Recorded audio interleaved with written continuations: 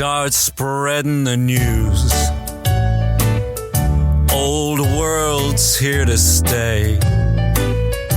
You want to be a part of it. That old world charm.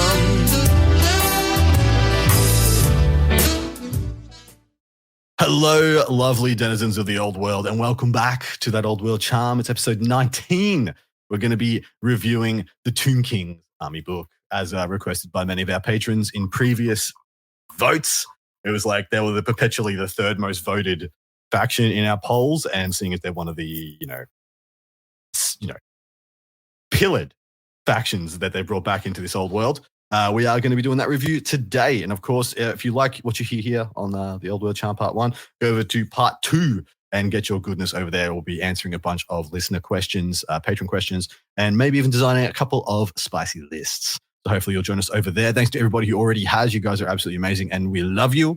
We do have 3 guests today, one of which is not our usual mad lad, Danny McDevitt, who's in the process of moving home. But we are joined by Peter the Falcon. Hello, brother. Hello. Hi, my babies. How are you? Grosser now. Much grosser. We're also joined by the skink priest who has it all, Richard Hughes. Hello, mate. What is going on? I'm on a podcast. Skink priest Dickie. No one ever lets him talk. I'm never allowed to talk. I'm always in the way back behind the curtain as you are. And yeah.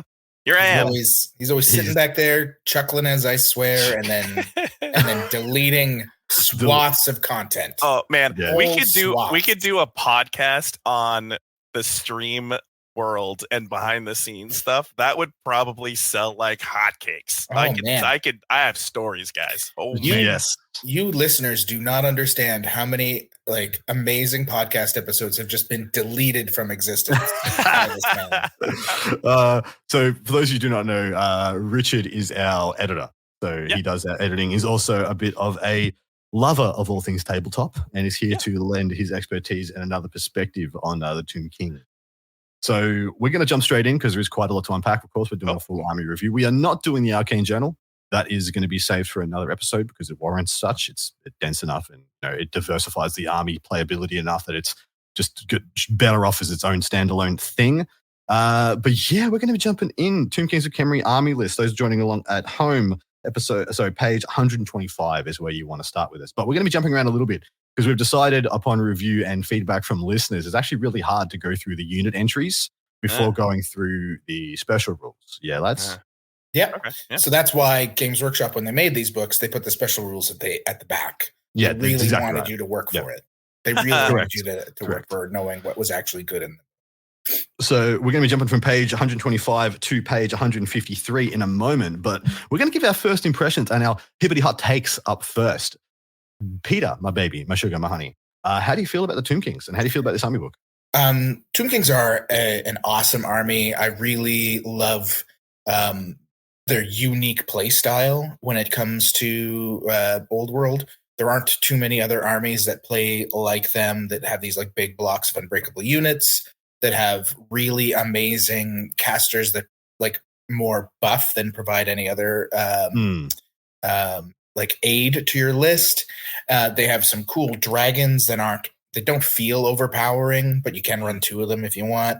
Like there's just a lot of cool stuff, and it's a very thematic army. And they have answers to everything in the game. So a really canny Tomb King player can make can go the distance these days. Yeah, totally agree. Dickie, what do you think, mate? I'm actually pretty lucky because I've been learning about Tomb Kings through Scary. I don't know if you guys, I would imagine you do. The scarred one. Yes. Yeah, the scarred one. He's been playing a ton of Tomb Kings, and every time we go to a 40K event, am I allowed to say 40K on this? Yeah. You are.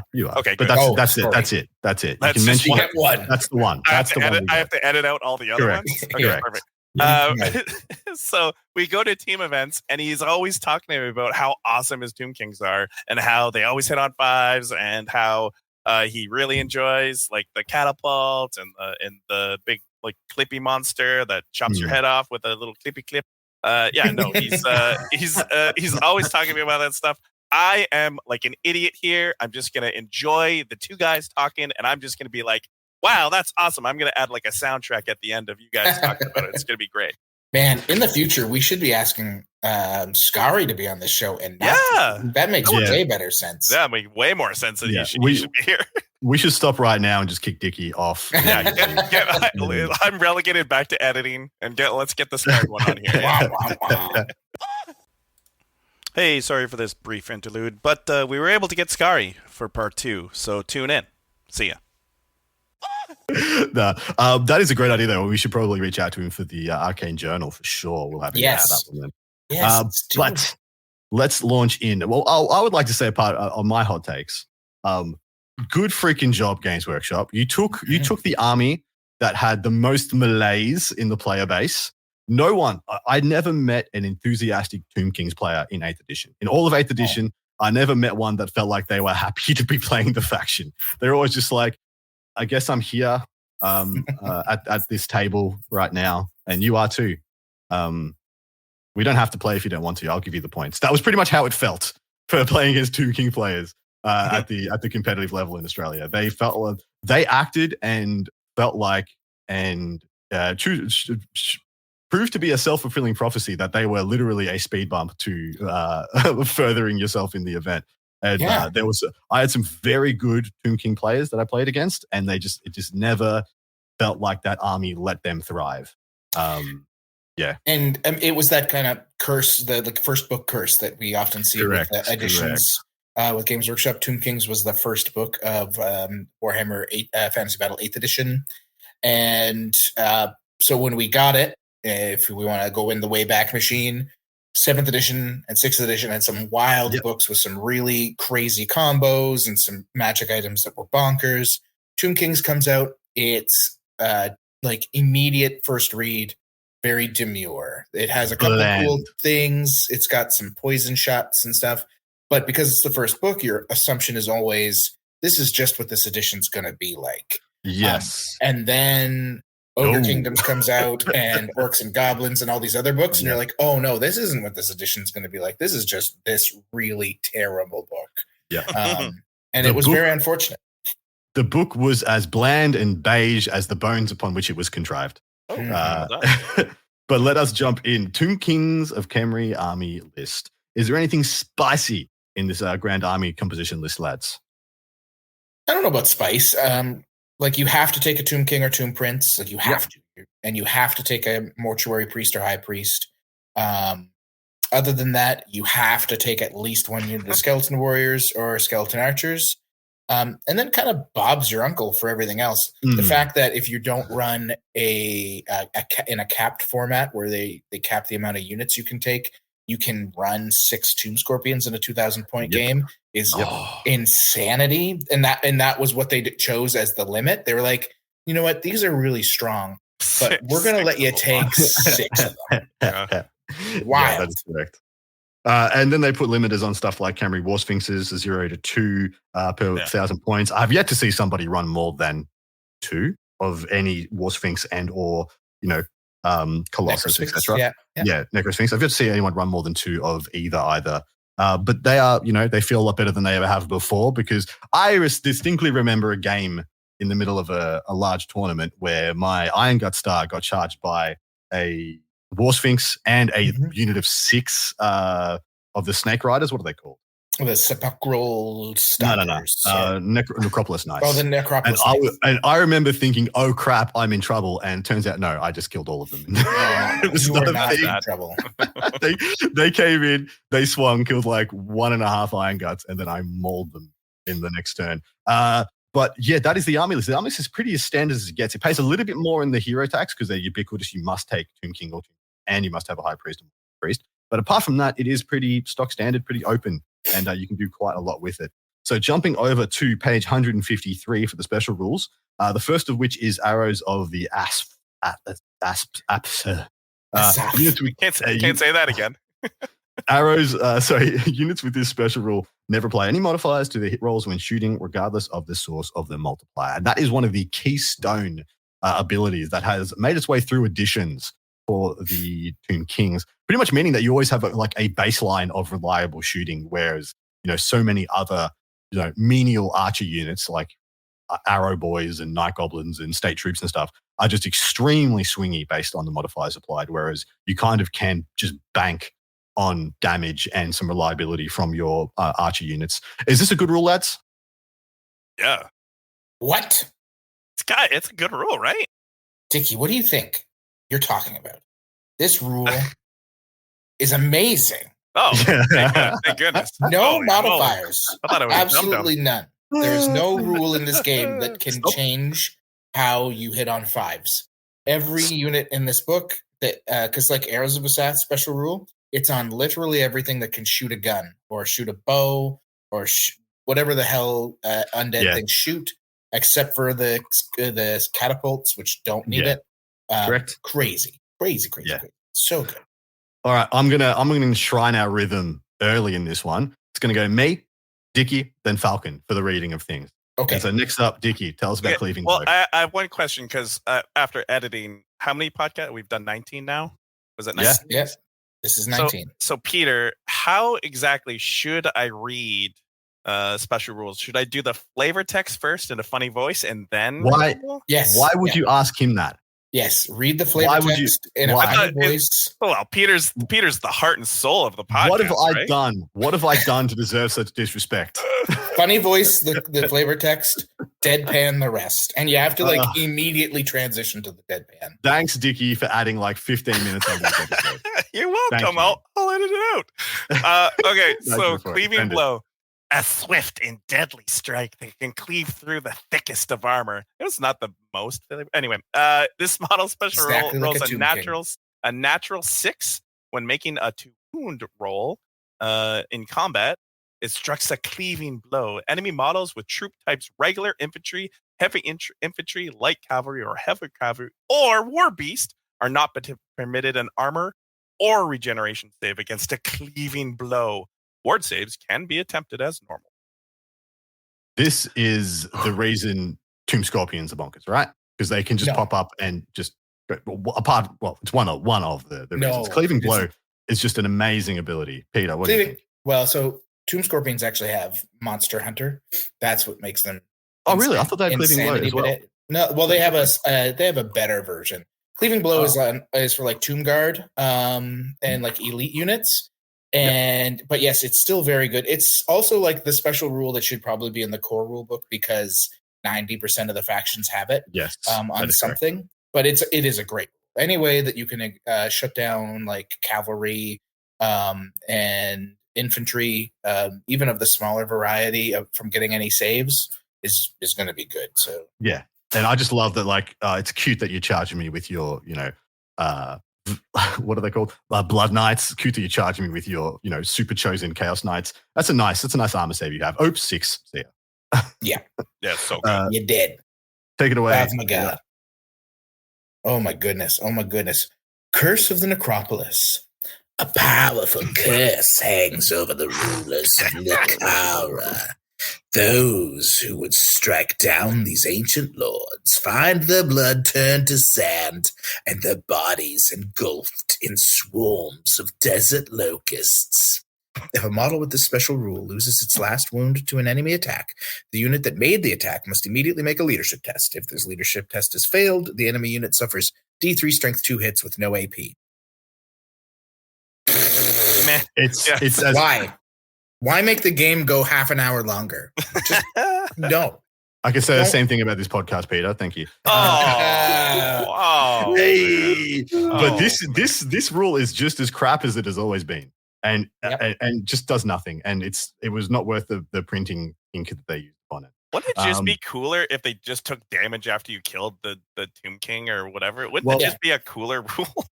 D3 strength 2 hits is an average of 2. That's wounding anything that was able to kill your character on a 5 or a 6 into whatever armor save that they have and then ward save. No one cares about this rule. This rule does it's just a stinky beetle biting you after you kill the guy that he's riding. Yeah. And it's just as crap as it ever was. I've never seen a version of this rule that I was actually scared of. It doesn't change it. Dry as Dust is up next. Each time this model suffers an unsaved wound from a flaming attack, your opponent may roll a d6. On a 1 to 3, the flames quickly die down. This model escapes further harm. On a 4+, the flames take hold, and this model loses 1 additional. So this is to denote that you are dusty, and very flammable, wrapped in old rags and such. This is one of the reasons that if Tomb Kings ever became a big problem in the meta, we may just decide to start taking flaming banners and such again. But as it sits right now, it's just kind of cute if you already have it. Yeah. Basically, it's a rule that's on most of their multi-wound stuff that isn't a construct. So like all of their characters, a couple of the mounts, and so it's very nice. I can tell you for a fact I've forgotten the rule existed multiple times, and so has my opponent. But yeah, it's great. It's just more dice rolling. Exactly right. All right, moving on, Dickie. Well, I'll tell you about a rule that you're not going to forget. Indomitable X.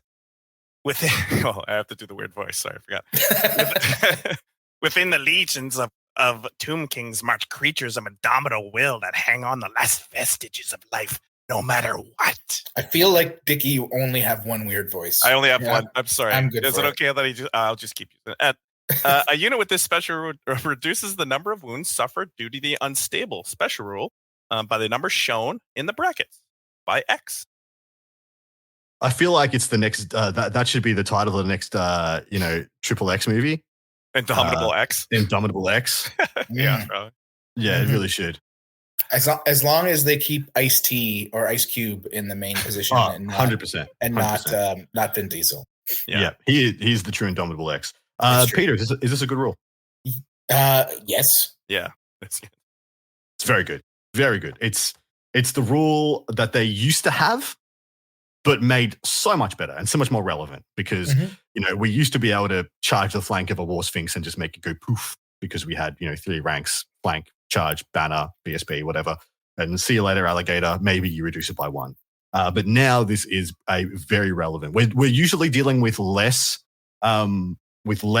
huge weights of combat res. And the combat res, but the combat res is kind of more impactful. There are breakpoints in the combat res section that can just make or break so many more combats these days rather than it just being a bad luck you lose scenario, which it kind of felt like before. So many units have it. Like something like 20 units in this book have this rule. Yeah. And it used to literally just be your big Gribblies, and then your BSB gave it out as well, I believe. And now it's just like windmill slammed everywhere. All right, you're up next for the Khopesh. The Khopesh. A Khopesh is a heavy curved blade of bronze with a cutting edge hammered to a wicked sharpness. It is an excellent hacking weapon, able to cut easily through armor and shields to sever limbs and cleave skulls. A hand weapon carried by a model with the special rule has an armor-piercing characteristic of -1. It's a kind of one of those rules that we see in a lot of books. It gives you the option to take a hand weapon over any of the other ones out there. It's good. It makes hand weapon and shield a lot more relevant and a lot more worthwhile in this book. Essentially, it's just similar to the chopper rule and a bunch of like you said, a bunch of other versions. All right, Nikaharan Phalanx, a unit with a special rule that is arrayed in a close order formation and that is equipped with and chooses to use shields may choose to not give ground should it lose a round of combat. So is that similar to Shield Wall? Slightly similar. So this one is that you don't move at all, right? So yes, you just lock down. Yeah. However, if the winning side significantly outnumbers the losing side, it will overwhelm the loser. If the unit strength of the winning side is more than twice the number of the losing side, this unit cannot use this special rule and must give ground as normal. That's fair, and that is a nice fluffy addition to the end there. Like, should you significantly win that combat and outnumber the opponent, you do still get the benefit. This is a relatively good rule. I like that they have it. It makes their blocks of infantry a lot more reliable in that sticking "I'm not dying" modus operandi. I mean, they're already dead, so you can't. Yeah. You can't. You know what I mean? You know what I mean. You know what I mean. The real big thing here is it kind of prevents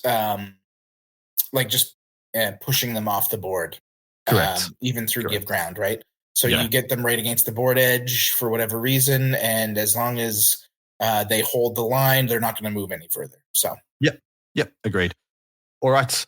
Next up. Dickie. Okay. Nekaharan. Is that how you pronounce it? Is that the Nekaharan? Nekaharan Undead.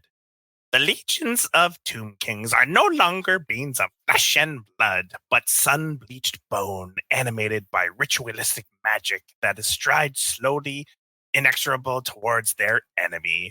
Models with this special rule are undead. Undead models cannot march unless they have the fly special and must move by flying. In addition, all undead models have the following universal special rules: fear, immune to psychology, unbreakable, unstable. A character with this special rule cannot join a unit without special rules, and vice versa. Okay.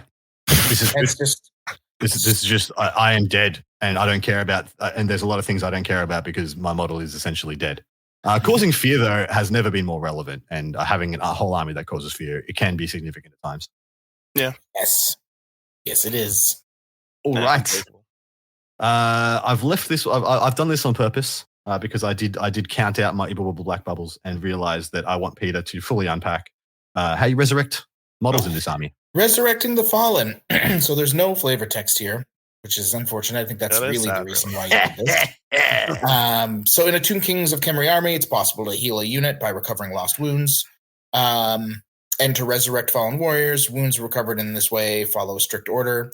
First, when you're healing a unit, any characters that are in the unit are healed if they've suffered any wounds.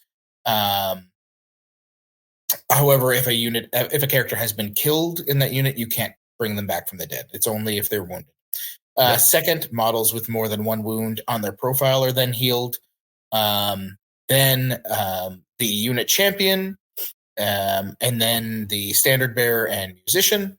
Finally, regular rank and file models are resurrected. Note that in the case of multi-wound models, you have to finish healing off a multi-wound model before you can heal the next guy. You can't choose to heal one wound on each guy and then keep going. You have to fully heal one, move to the next. And also note that at least one model must be remaining in the unit in order to actually heal it. In other words, a unit that has been reduced to 0 wounds cannot be resurrected. Resurrected models are added to the front rank until it meets the minimum required to claim a rank bonus. After which additional models can be added to the front or rear ranks. If the unit already has more than one rank, models can only be added to the rear rank. And a unit cannot be taken beyond its starting size. So there's a lot of rules here, but the main thing is heal your characters first. Yep. Heal things with multiple wounds. Heal champion, standard bearer, and musician. Then Bob's your uncle. You can't go too big. You have to fill your front rank first. Then you have to fill your back ranks. The one thing about this rule that isn't written anywhere, and I was hoping we would see it in the last FAQ, maybe we'll see it in the next one, is what do you do if there's no space to resurrect units? Resurrect models in a unit. That's not really put in place here. I would like a direct, you either push everybody away using the 1-inch rule, which I don't think is a good idea. Me either. Because skirmishers exist and you can do some real bullshit if you're a canny player. But I think there should just be a caveat that also if there's no space to place a model so that it is outside of 1 inch of enemy models, no unit can be model can be resurrected. Yeah. And headcanon is that the guys surrounding the unit are just stomping them as they try and claw back up to the ground and just no, stay dead. All right, but that is it for our amalgam of special rules, which hopefully will add credence and perspective when we unpack Clearwater Revival. Yes, credence, Clearwater Revival. All that good stuff. All right, Monarchs of Nekahara. We are jumping to page 126, and we're going to run through our unit entries, baby. We have Tomb Kings and Tomb Princes. The Kings coming in at 160, Princes at 190. They have a pretty respectable stat line across the board. Movement of 4, weapon skills 6 and 5 respectively. So strength 5 and 4 respectively. Both toughness 5, and as we would expect, 4 and 3 wounds, 4 and 3 initiative, 4 and 3 attacks, and leadership 10 on the King, 9 on the Prince. They come with what you'd expect: hand weapon and heavy armor, and hand weapon and light armor. And then you can give them additional hand weapons: flail, great weapon, halberd, cavalry spear if mounted, and you can take a bunch of different mounts, which we'll unpack when we get to them.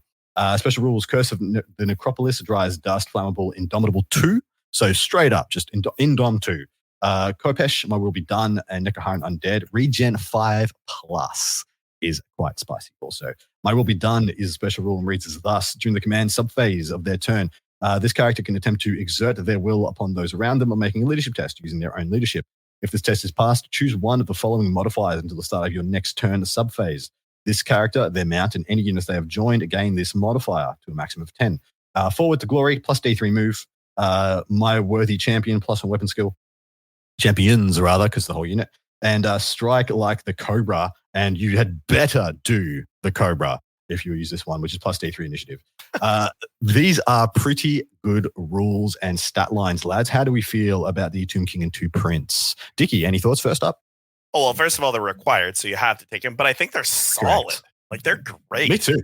Yeah, me too. I feel like they feel a lot better than they've ever felt before. And the fact that they've got modality and like interchangeable buffs, it's not just one slap down, you get the choice. The plus D3 move is like, and then the plus 1 weapon skill are both extremely freaking relevant a lot of the time, especially when you get to some of the high weapon skill units like the Tomb Guard into that. But Falcon, what do you think? Oh, like they're incredible. The fact that they have one more wound over the standard kind of Lord and hero variants that you see in other codexes is also very strong. Tomb King sitting at base 4 means that you don't really have to mount them on something. Like they're equally deadly on foot because they survive. Tomb Princes as well at 90 points are very cheap for that stat line. That's a stat line that a lot of other codexes are paying like 100 for. Agreed. Yeah. And the fact that they all come with regen 5+ means there's almost a floating second and or third wound attached to most of these profiles, especially if you mount them and give them a couple more wounds. You almost just get an auto double down. It's really saucy. Yeah. And I mean, My Will Be Done's amazing. Like all 3 buffs are great and interchangeable. Most of the time, you see people either flipping between weapon skill and initiative. Movement is kind of like a turn 1 thing. Exactly right. But yeah, it's great. Great. Yeah, really good. All right, Dickie, the Heralds. Oh, yeah. Oh, so let's edit. So you want me to just go through the stat line and then go through? Yeah, give us the TLDR in whatever fashion you please, mate. Okay, got it. Okay, so Royal Heralds, they move 4, 4 up weapon skill, 3 up ballistic skill, strength 4, T4, 2 wounds, initiative 3, 3 attacks, leadership 8, at a relaxing 60 points, which I think is delightful. They come with hand weapon and light armor. They can come with kind of all the normal additional hand weapon, flail, great weapon, halberd, and cavalry spear if they're mounted, of course. They can take a shield. They can, of course, be mounted by guys that we'll talk about later, and they can purchase 75 points of magic items. They have the Banner of the King, which probably means that they could be the BSB. They're dry as dust. It happens. Flammable, Indomitable 1. They have a Kopesh. They have regen as well. What? Wow, that's really good. And Sworn Protector. Awesome. So Banner of the King. The Royal Herald has been upgraded to your Battle Standard Bearer. You can hold the ground. Okay, great. Hold the ground is a friendly unit within the Battle Standard Bearer command range. May reroll failed leadership tests. In addition, friendly units within the Battle Standard Bearer can reduce the number of wounds lost due to unstable rule by D3. Wow, that and Indomitable are probably pretty good. Sworn Protector, should the Monarch of the Nakarn be suffered a hit within 3 inches of this chappie, you can choose to transfer the wounds to this guy. Yeah. Wow. Just a barrel of good rules. Now, one thing to note, hold your ground is not cumulative with Indomitable. Oh. You roll hold your ground, and then you say, is it better than my Indomitable? If yes, then you use that. Otherwise, you use the Indomitable. It's still great because there's nothing. Gives you a shot. It gives you that shot, I guess, right? Like, yeah. 75 points in magic items is well above the going rate for a hero level character as well, meaning that you can just take the banner of your dreams. And folks, for those at home, this is a question that's come up before from our listeners. What's a hero level or a lord level character? This is like old terminology from previous editions. In the previous editions, there wasn't just like a characters or a hero a section for army composition. They were broken up into lords, which were like the super powerful level forecasters, let's say, and kings. And then heroes were your tomb princes, your level 1 and level 2 casters, things like that. So if we say a hero level or a lord level, that's what we're referring too. Yeah, something that can't be a level 3 or more, and usually is something that can take a BSB, stuff like that. That's usually a hero level, and Lord's everything above that. Essentially, if it costs around 150 points or more, consider it to be a Lord character. Yeah. Hold Your Ground is an incredible rule. I highly recommend taking a BSB in this army, because rerolling leadership is great. Which is good, because BSBs and Tomb Kings used to be like, sometimes if I'm playing a really like horde-heavy army. And most of the time, I didn't see many BSBs in Tomb King's armies, because there were people just like, I just need those points for my light cancel, etc. Whereas now, I think they're integral. They're really good. All right, Lich Priests. Lich Priests. So these are your main magic users in the Tomb King's book. The High Priest is your level 3, potentially level 4 wizard. He is base movement 4, 3s across the board, except for toughness, which is a 4. He's got initiative 2, 2 attacks, leadership 8, 140 points. Mortuary Priest is the mini-me version. The difference here, he's only got 2 wounds instead of 3. He's toughness 3 instead of 4. Only leadership 7, but 55 points. And the thing about Lich Priests is when we go into their special rules, Arise is the big one here, which I'll cover in a second. They have a Curse of the Necropolis, which is that they explode into little tiny bugs. Indomitable 1, Kopesh, Lore of Nahakara, the Nahakaran Undead, Regen 5 again, and From Beneath the Sands.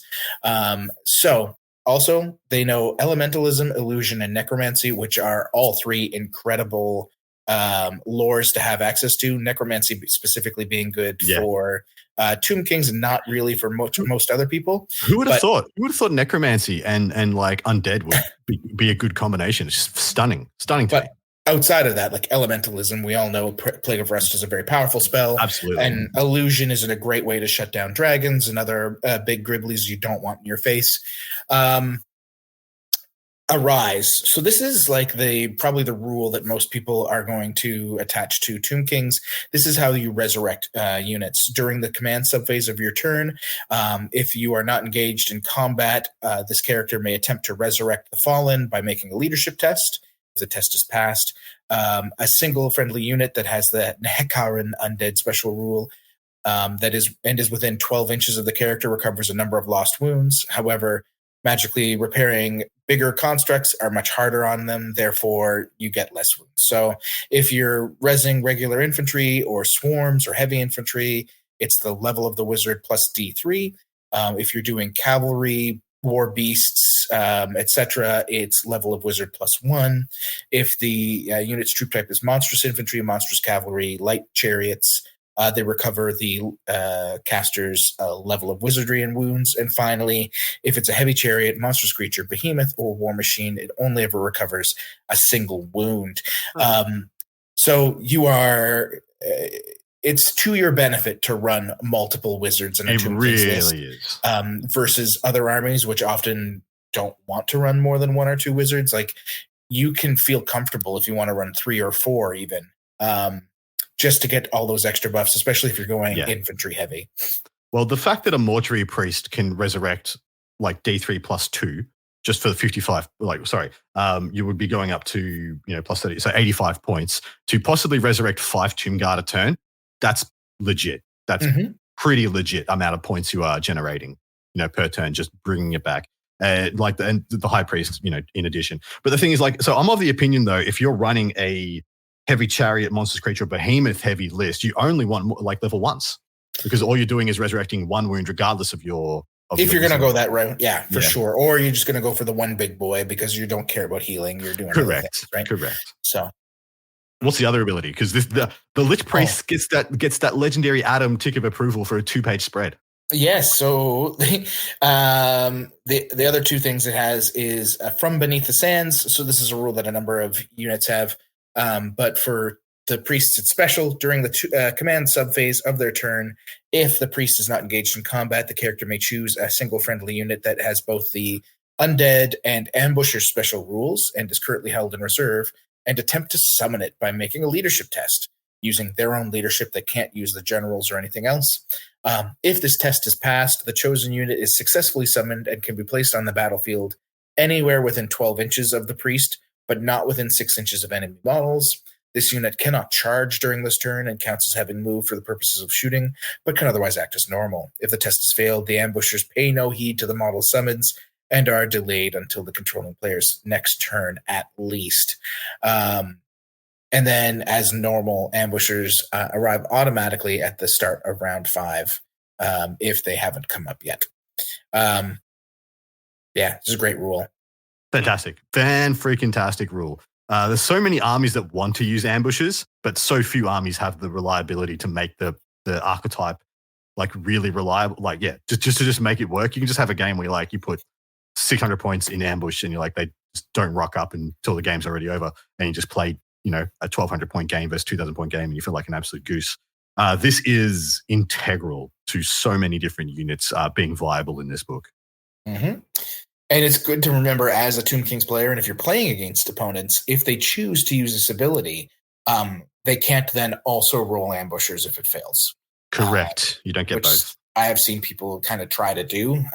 You don't get it both ways, unfortunately. If you're choosing to do this and you fail that leadership test, they're automatically stuck till the next turn. Yep. Last one, Hierophant, yeah. which is this is the OG, the rule every undead army has always had, and it used to be the worst thing about Tomb Kings was that their rule of the Hierophant was that as soon as your Hierophant died, your army crumbled every single turn until the end of the game, and it was horrific. Whereas Vampire Gants got to pass it around the gooses, and what a much bunch of worse. Gooses, geese. I know. So the Hierophant, your army must include at least one Lich Priest to be your Hierophant. If your army includes several Lich Priests, the one with the highest level of wizardry is the Hierophant. And if you have multiple of the same level, you get to pick, but you have to write it on your list. And you have to tell your opponent at the beginning of the game, before you deploy, what model is your Hierophant. Why do you have to do that? Because if they kill him, things get wonky.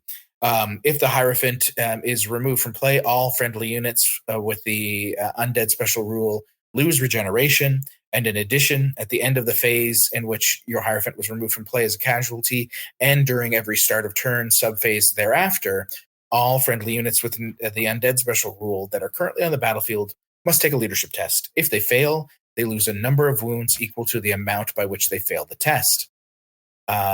So they give an example here. The Hierophant is destroyed at the end of that turn. At the end of that phase, I should say, your Skeleton Warriors, which are leadership 5, make a leadership test. They roll a 7. 2 dudes immediately removed from play. It's brutal when this happens. It is something you can come back from.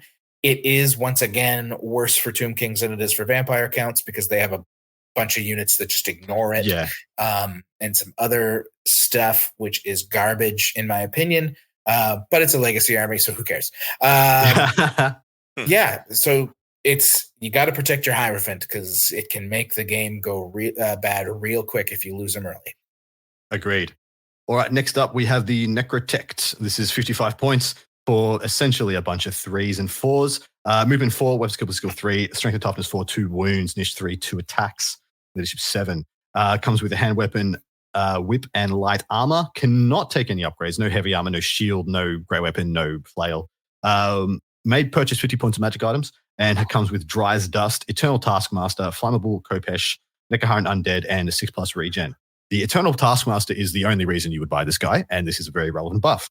During the command subphase of their turn, this character may attempt to drive their unit to greater efforts by taking a leadership test using their own leadership of 7. So very swingy and unreliable, a little bit over 50%. If this test is passed until the next start of turn subphase, this character in any unit they have joined gets +1 attack and hatred, which we know is a very relevant thing.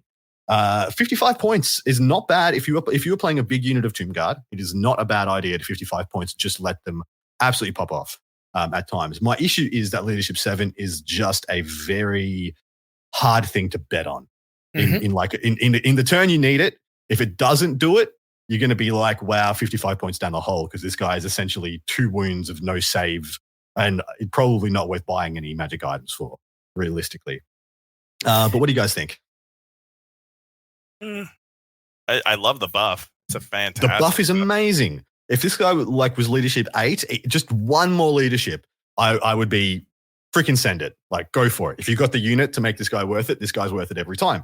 But 7 is just, it's a hard pill to swallow, Peter. Yeah. I don't feel like you want to run this guy very often. If you love Tomb Guard and you want to run a huge block, sure, go to her. But your other heroes are well worth taking over this guy. I would rather just bring the guys back from the dead that have died rather than have a turn where they go a little bit better. Yeah. All right. This is going to take a little bit of time, so I've decided I'm going to slam out the character mount because I want to leave Tomb Guard for Dickie. All right. Tomb Kings or two Princes may be mounted on Skeletal Seeds for 12 points, Chariots for 35, Bone Dragons, see the points when they come up, and the War Sphinx see the points when they come up. Heralds can take Steeds and Chariots for the same points listed above, and High Priest and Mortuary Priest can take a Skeletal Seed and the Bone Dragon as their mounts. Skeletal Seed is a pretty stock standard cavalry profile, movement 8, weapon skill 2, strength 3 with 1 attack, and comes with Nekahara Undead, Swift Stride, and Vanguard, which is quite nice, built in for 12 points. For having Vanguard built in for 12 points is probably most of the buy-in. And the Chariot adds a couple of wounds, adding, I believe, 3 wounds to the profile, strength and toughness 4, and then you get a couple attacks with the Steeds as well. They come with the Hooves, like I said, and then Dry's Dust, D3 impact hits, Nekahara Undead, Open Order, Reserve Move, hell yeah, and Swift Stride. So but a couple of those are very key and impactful buffs. Which of these shines in your mind, Peter, and which of these do not? If I'm running a character, I'm probably not putting them on a steed. I don't really feel like that's a useful spending of points, even with Vanguard. The Chariot is okay if you're going Chariot heavy, but if you're doing that, you probably want to look at the Arcane Journal over anything else. Agreed. Agreed. I think if you're going to go in, you're going to go big. You want your Bone Daddies, maybe the War Sphinx, but the Bone Daddy is the way to go. Yeah, I totally agree. If you're going to go a mount for a character worth taking a mount on, I mean, if you were just taking a single prince as your buy-in, like to pay that tax, slapping them on Chariot with a unit of Chariots just adds that Chariot a bit more oomph. But yeah, you're absolutely right. If you're going Chariot heavy, you're going to be going with the Tomb Guard and Chariots, and you're going to be going, probably a big fatty king on a Chariot, and then it's very relevant, very or good. Cetra. Or Cetra. All right. All right, Tomb Guard. So move 4, weapon skill 3, ballistic skill 3, 4 strength, 4 toughness, 1 wound, initiative 2. Not the most speedy guys in the whole wide world. 1 attack, leadership 7. They come with hand weapon, light armor, and shields. They can take a halberd for a point. They can obviously do the normal upgrades. They can have a magic standard for 50 points. And you can get the Tomb Captain may take 25 points of magic items. You can only have 1 unit per 1,000 points.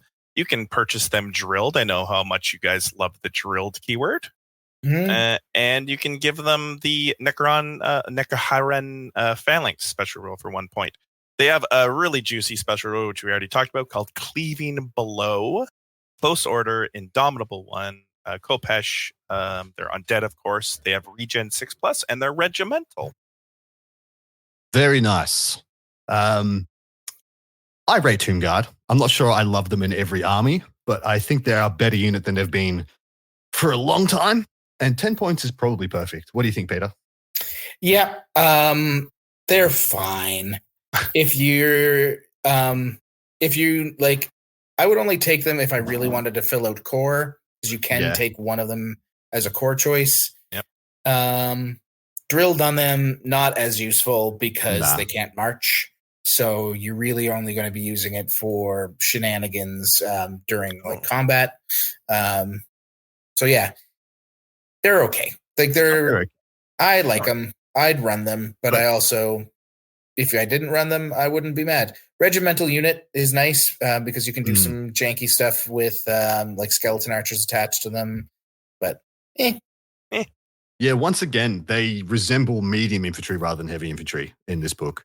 They don't really shape up to a bunch of the other, really good infantry bodies. Not that there are a huge amount out there operating, but there are a fair few. But if you compare these guys to, I guess what, Chaos Warriors even, they don't really shape up. If you're in a meta that's like heavy cav, so you're running into a lot of chosen Chaos Knights or even just like Khorne Chaos Knights, then do it. Take these guys because your opponent will hate you. That Correct. 10-point models are going to pick up stuff and they're not going to move.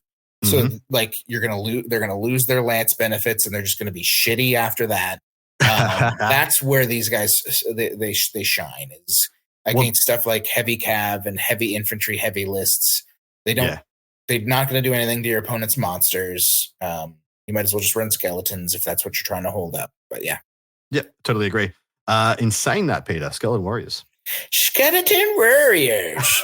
Their movement 4, great cartoon, by the way. Their weapon skill 2, their ballistic skill 2, their strength 3, their toughness 3. They're nothing to write home about, guys. They're 4 points. That's the point. That's the point. They're 4 points. You can give them thrusting spears. Fine. Do that if you want. You can give them light armor. That's okay too. Maybe don't. You can. No one's judging you. They can take full command. So a champion, a standard bearer, and a musician. Sure. Their champion can have 25 points. They can have Nehecaran Phalanx. That is one at 10 points per unit I would consider, especially if you're running a gigantic block of warriors and not archers. And they can take a 50-point magic standard. And Tomb Kings do have some wonderful magic standards. They have Close Order. They have Horde. They have Nehecaran Undead. They have Regeneration 6+, and they're a regimental unit. I really like Skeleton Warriors. I flip-flop when I'm making Tomb Kings lists as to whether I want a big block of warriors or a big block of archers, because I think there's benefits to both. They're cheap as chips, and they're great because they're unbreakable cheap as chips. So I will just chuck in Skeleton Archers at the same time. So they're 1 more point per model for exactly the same stat line and exactly the same special rules, apart from the addition of arrows of the and they are open order rather than closed order and don't have Horde. But apart from that, they're exactly the same. And I'm the same as you, Peter. I flip flop. I whether I think archers are better or not, and it pretty much just depends on like the meta. If like you're playing against wood elves a lot, archers are just better. 100% of the time. As a wood elf player, I'm terrified of because they just kill you. Correct. Correct. Same as versus like lizardmen, just skink hordes and stuff like that. Archers just shred them and don't die that hard, and yours come back, theirs don't. And the thing about the skinks, at least they have a 5+ armor save, whereas wood elves they have a 0+ armor save. So skeleton archers, once again, you can run them big. Also with skeleton archers, if you want to be silly, this is a line hammer unit. Correct. Because you can 100% shoot 1 billion shots, and then eventually rank back up when you're in the face of the enemy. It just depends on if you're looking for static combat res or trying to get some wounds in early. Correct. Skeleton skirmishers are next as well. I'm just going to amalgam these all in. They're 4 points, and essentially they are the same as what we just described, but they have chariot runners and skirmishers and vanguard. So they are for 4 points just for skirmishers and vanguard. Should we see a player pack that diversifies how we win games? I actually think these are very good units to be taken as just like a couple of min squads. And you can give them war bows for a point. It's beautiful. Yeah, exactly right. I also love that they take ambush for 1 point. And if you just want a unit to put in ambush and resurrect as a on-demand redirector, I think they're very good. Yep. And so that's pretty much how I see their role. They're good utility. They're actually good utility. But right now, the player pack that we're running with, where we're just pretty much how much did you kill your opponent, they're essentially just taking 3 points for your opponent to pick up because they're not quite going to do much. But I see a day in a world where 3 units of these min squads make it into a bunch of lists. Yep. Yes. All right. Time to start the Yushbadi party, my man. Okay. I got Ushopti. Yes. I did it. Okay. You did it. They move 5, 4 weapon skill, strength 4, T4, 3 wounds, 3 attacks, leadership 8. They're big chunky boys. They come with hand weapon, ritual blades, and heavy armor. They may replace their ritual blades for great bows for free. And you can make one an ancient or champion. They have arrows of the Ashp, Close Order, Indomitable 1, Kopesh. They're undead, of course, and they have regeneration. I guess we'll go through the Ritual Blade. So a range combat, go figure. Strength +2, so that would bring them up to strength 6. AP 3, that's a big AP. Requires 2-hand and strikes last. The Great Bow is 30 inches, strength 6, AP 1, armor bane 2, multiple wounds 2, and volley fire. Yes. 49. 49. How do we? Because that's pretty much it. As how we feel about 49 points for toughness 4 with 3 points. And it is a bit of a hard ask. It does have heavy armor and does have regen 6+ built in. So 5 up, 6 plus, 5 up, 6 up is, is pretty much. So how much are you paying for your Iron Guts right now, Adam? That's a good question. I should know this off the top of my head. I do feel like it's comparable.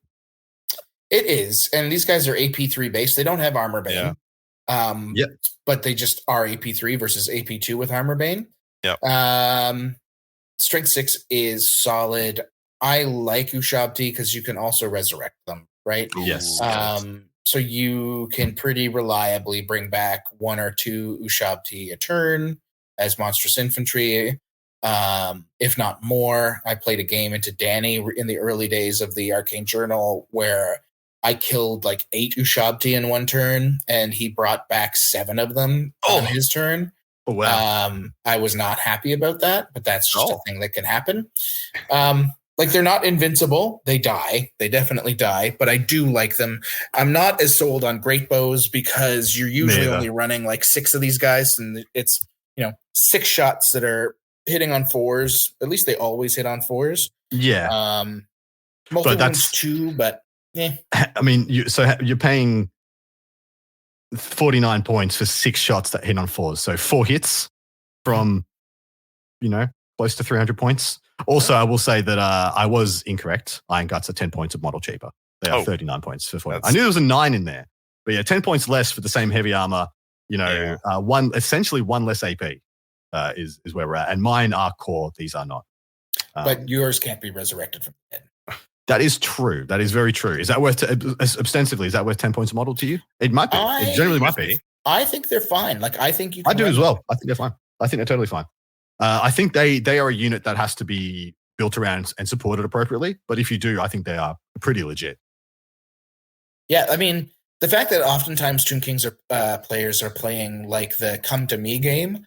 That's what I like about Ushabti is like you can fan out your big skeleton unit and say, come kill these guys. You're not going to make me move. And then the Ushabti now get flanks and they do their shenanigans. I like them. Yeah, I like them as well. All right. Next up, we have Tomb Swarms. I can't remember whose turn it is. Probably me. Yep. They're movement 5. They're weapon skill 3. They don't have ballistic skill. They are strength 2. They're toughness 2. They have 5 wounds, though. They're initiative 1. They have 5 attacks. Leadership 10. 37 points of pop. You can take 2 to 10 of them.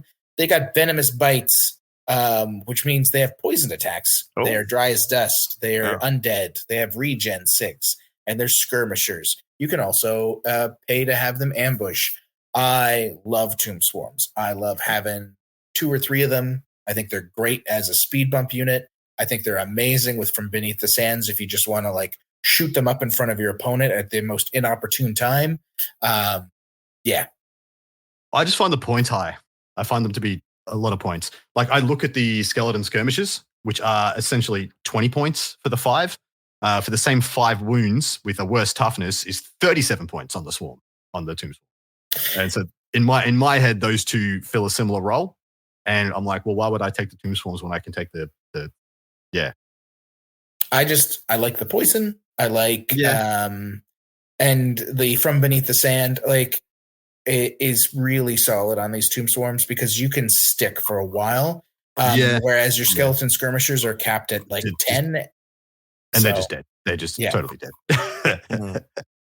Yeah, that is fair. I think they're both great. Don't get me wrong. They are. And the fact that you have to take, 2? You have to take 2. It's 2 to 10 for the unit squad. So you're paying 74 points just to take one unit of them, one min squads unit. Yeah, I find it is if they're worth it, they're really good. And if they're ever not worth it, don't. Tell us about Carrion, Petey baby. Carrion. Their movement 2, but that's okay because they fly. Their weapon skill 3, strength 4, tough 4, 2 wounds apiece, initiative 3. They have 3 attacks each. Leadership 4, 27 points. They're monstrous, flying monstrous infantry. They're size 2+. They've got undead, fly 10, regen. They're skirmishers with swift stride. Yeah. Yep, they're a great chaff killer. Yeah. Or I actually kind of rate them. I actually kind of like them. Yeah. Because that's the cheapest thing you can make move fast in this book, right? Yeah. Pretty much. Yeah. Yeah. And the unit size is 2+. So you go as wild as you feel like going with them. And at 3 attacks at strength 4 and toughness 4 for 27 points with fly 10 in this army is actually pretty rare. Pretty freaking rare. So I actually rate them. I think we've messed up our order. I'll take Skeleton Horseman though. It's a skeleton on a horse. Wow. It's on that skeleton seed I told you about before. But whereas everyone has to buy that skeleton seed for 12 points, this whole horseman on horse is 11 points, which is not a bad price. Mm-hmm. They can take. They come with hand weapons and shields and the hooves, of course. They're unit of 5+. They are troop type heavy cav. I don't know why. This is the lightest cav unit I've ever seen. They are got cavalry spears and they can take light armor as upgrades for 1 point each. And of course, the same 6 point command upgrades. 0 to 1 units per 1,000 points can take countercharge or can take a magical standard. They have close order horde, which is is not nothing. But whether you would want to take a horde of these guys, Necrohide Undead, Regen 6+, Swift Stride, and Vanguard. So Swift Stride and Vanguard for 11 points a model is not awful. As a skirmishing, just 5 of, with either, I'd keep them cheap if you want, but I don't mind the Cav Spears to take them up to 12 points a model for just like 60 points, 5 Cav. Is not awful, I don't think. Swift Stride and Vanguard being too relevant. Oh, sorry, they'd always have Swift Stride, but Vanguard being built into the cost is not bad at all. They're okay. I would prefer the archers if I'm going to take them because they are close order that you can't skirmish them. They're really cheap. They're really cheap countercharger. Cheap. So if you pay for the countercharge and you're running them kind of just almost bare bones with cavalry spears, maybe there's a place for them. I'm not sold. Yeah, they can't march. So Vanguard is basically just letting you march turn 1. Yeah. Sounds good. No, you're absolutely right there. The horse archers are just the better everything. Same 11 points. I'm sorry, I'm just doing these together because it makes sense. They have arrows of the Ashes, open order regen, reserve move, very, very relevant, scout, skirmish, and Swift Stride. So they are the same points, but just better rules. Instead of having Vanguard, scout, and reserve move instead of Vanguard is just a way better package. And then, arrows of the Ashes, very, very good special rule, as we have already described. I don't feel like we need to talk about them again. And they have scouts. They're great. They're amazing. Take the horse archers, guys, unless you don't have the points. But I ask? Because I'm the dumb question guy. What the hell is chariot runners again? So chariot runners is a special rule that basically, if a chariot is within the formation of chariot runners, they all count as being part of the same formation. So you can string out skirmishers, and the chariot counts towards keeping them in coherency. Also, chariots ignore chariot runners when it comes to line of sight, and and they just push them out of the way for movement. So you can screen a chariot with your chariot runners, and then it just pushes through. There's an argument about whether or not chariot runners lets you charge through the unit, if they're already in combat, to kind of charge and push the other ones to the sides. But it's a cute little rule, especially if you're a chariot heavy army. Interesting. All right, Dickie, take it away with the Necro Knights. Oh, the Necro Knights. So weapon skill 4, which is already a lot better than what we've been seeing. Strength 4, toughness 4, 3 wounds, initiative 3, again better, 2 attacks, leadership 8. The price is a little up there at 54 though. So they're monstrous cavalry, so 50 by 100, unit size 2+. They come with hand weapon, cavalry spears, light armor, and shields. And the serpent, or the necro serpent, has a lashing tail. which counts as a hand weapon. So your options are full command, of course. You can have a banner worth 50 points. You can give them great weapons, and also give magic items up to 25 points. Wow, they have so many special rules. They have Armor Hide, Cleaving Blow on the Necro Knights and Captain only, not on the Necro Serpenty guy. Close Order, Impact Hits, Indomitable, Kopesh, the Undead rule, the Poison Attacks rule on the Necro Serpent, Regen 6, and Swift Stride. Ooh, yeah. It's a lot. Swift Stride 7 is pretty good for this book. You can only take a great weapon on the captain, which I found weird. I wish, you're totally fine. I wish you could take great weapons on everybody, because that would spice them up quite nicely. Peter, what do you think about the Necro Knights? I like them. They're pretty expensive at 54. Yeah. It's a lot of attacks though, and half of them are poison, and the other half are either cleaving blow or they're just cleaving blow. 4-up armor save, 6-up regen is not terrible. I think my problem with these guys is I would almost always dump them at the end for points, like to do other stuff. Yeah. They're fine. Well, they are fine. They are not. Once again, they have they are heavy cav that don't feel like heavy cav, just because they are so not durable. Yeah. A 4-up, 6-up, where you look at any other version of heavy cav, starts at a 3-up pretty much.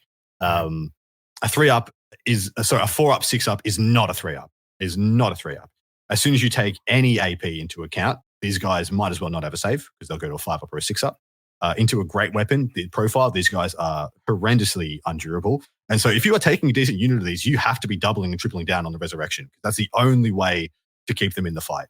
Because once again, they are just so bad at getting ground out. Do you think they did that because of the regen? Because they all come with regen, yeah? Yeah, I think they did. And, notoriously, the kind of identity of Tomb Kings is that they have bad armor, but everybody gets a regen. And everybody gets the ability to get some resurrection. And, in keeping with the Egyptian ideology and culture that they were stolen from, it was a relatively light armored, comparatively, is my knowledge for the times. But yeah, I want to love them because they're my favorite miniature in the range. I want to love them so much, but I just don't think it holds up. The offense is good though, 5 attacks essentially per model. But 54 points is probably 5 more than I want to pay, and the durability just isn't there. I think there are ways to make them work, because I think you just run them as threes, like his 2-3 Necro Knight units, and you don't try and build an army around them. You just take units of 3, and then they maul everyone else's light to medium units, because they won't survive against any other, similar pointed unit out there. Because we are talking, how much is a Chosen Knight in Chaos Warriors? Oh, it's like 49 points when it's fully decked out. Yeah, it's ridiculous. These guys are 54 and have it's what feels like half the durability. Well, remember, they also have 3 wounds. Yes. Chosen Knight only has 1. It's true. And yet Chosen Knight still feels better. Somehow it does. Okay. Don't make me compare these to Mournfang. Don't do that. Do not deserve better. Sepulchral Stalkers is up next. Sepulchral Stalkers. Movement 7, weapon skill, bliss skill 3, strength and toughness 4, wounds 3, nice. Initiative 3, 2 attacks. Leadership 8, 52 points. Monstrous Cab once again, unit size of 2+. Hand weapons, writhing tails, halberds, petrifying gaze, and heavy armor. May take the ambush special rule for 2 points per model, putting up to 54 a piece. Closed Order, Indomitable 1, Necrohone Undead, 6-up, regen, and once again Swift Stride, which is quite good. Writhing Tail is in combat, of course, Strength User, so Strength 4, AP 1, extra attacks D3. In combat, the Special Stalker may take an additional D3 attacks each turn, each of which must be made with this weapon, so I have to attack with this profile with it. Then their Petrifying Glaze. Whoa. Is range 18, Strength 2, with no AP, magical attacks, multiple wound D3. We're making a 2 wound roll for an attack made with this weapon. Substitute the target's toughness with its initiative, and no armor saves is permitted against wounds caused by this weapon. Ward and regen can be made as normal. How do we feel about the old Stalky boys? The Creepsters. They're okay. They're okay. Yeah, much like the Necropolis Lights, they're totally okay. I feel like they're a couple of points too much again. Yeah. 54 points is a lot of points. You're pretty much always going to take ambush, right? If you're taking these guys, Yeah, you're pretty much always. I feel taking like you are. Yeah. I feel like you're basically going to try to pop up and sink some wounds on like your opponent's slow shit, right? With petrifying gaze, and hope for the best. Yeah. I mean, but popping up, just chucking three of these guys on a weak flank feels really good, though. It feels really quiet. Yeah, I mean, they have halberds. They're strength 5. Most exactly of their attacks. Yeah, they're definitely not terrible. They don't have cleaving blow like the Necropolis Knights do, but yeah. I mean, just going back to looking at the Necro Knights, maybe I was a little harsh because cleaving blow and the impact hit are pretty relevant, and the 5 attacks with 3 wounds. Yeah, maybe I'm a little bit higher on the Necro Knights now that I've seen the Stalkers. Because the Stalkers are the Stalkers pretty much the design of what I just said, described the Necro Knights as. And I described the Necro Knights as a 3-knight skirmishing unit, but the Stalkers just are that better, way more better because they have the ambush and they have a shooting profile. So, yeah, maybe I was a little harsh on the Necro Knights. And hopefully the community will prove me wrong because I want Necro Knights to be good so much. They're my favorites. Really cool. My favorites. All right. Now we're going into one of the staples and the unique portions here. Tell us about chariots, Dickie. Oh, the skeleton chariot, you mean? Okay, so it's basically move 8, weapon skill 3 to 2, depending on if it's horse versus person. Strength 3 for the most part. The chariot is strength 4, toughness 4, 3 wounds per chariot, initiative 2, 1 to 2 attacks. So the crew's got 1 attack, but times 2. You get it. It's all over the place. At 43 points, it is considered a light chariot, unit size 1+, armor value of 5+. You can have a hand weapon, cavalry spear, and war bow on the crew. And of course, the horses have clippy hooves. You can give them. They have you can have a champion, standard bearer, musician, which is cute. And you can give them a magic banner for 50 points. And you can give the champion 25 points of magic items. They have arrows of the Ashp, dry as dust, horde, impact hits D3. They're undead, of course. Open order, regen 6+, reserve move, and swift stride. Yeah, really ends up being quite a flexible unit, doesn't it? It can have a bit of shooting if you want to just shoot. And then when you want to charge, you have decent impact hits. With reserve move and swift stride 8, they kind of can pick their battles a lot better than the rest of the army can. I generally am okay about them. Once again, though, 43 points just seems a little high. What do you think, Peter? I think it's fine because when I look at these guys, I kind of also look at like goblin wolf chariots, which That's are fair. 53. Okay. And I feel like goblin wolf chariots are impetuous. These guys are not. Sure, you can march with a goblin wolf chariot, but these guys have reserve moves, so they basically have better march. Yeah. They're only D3 impact hits, but they have regen, 5+ armor save. I think, and they're a core choice. Yeah. I think that these are great. Yep. I don't know if you take advantage of horde with them.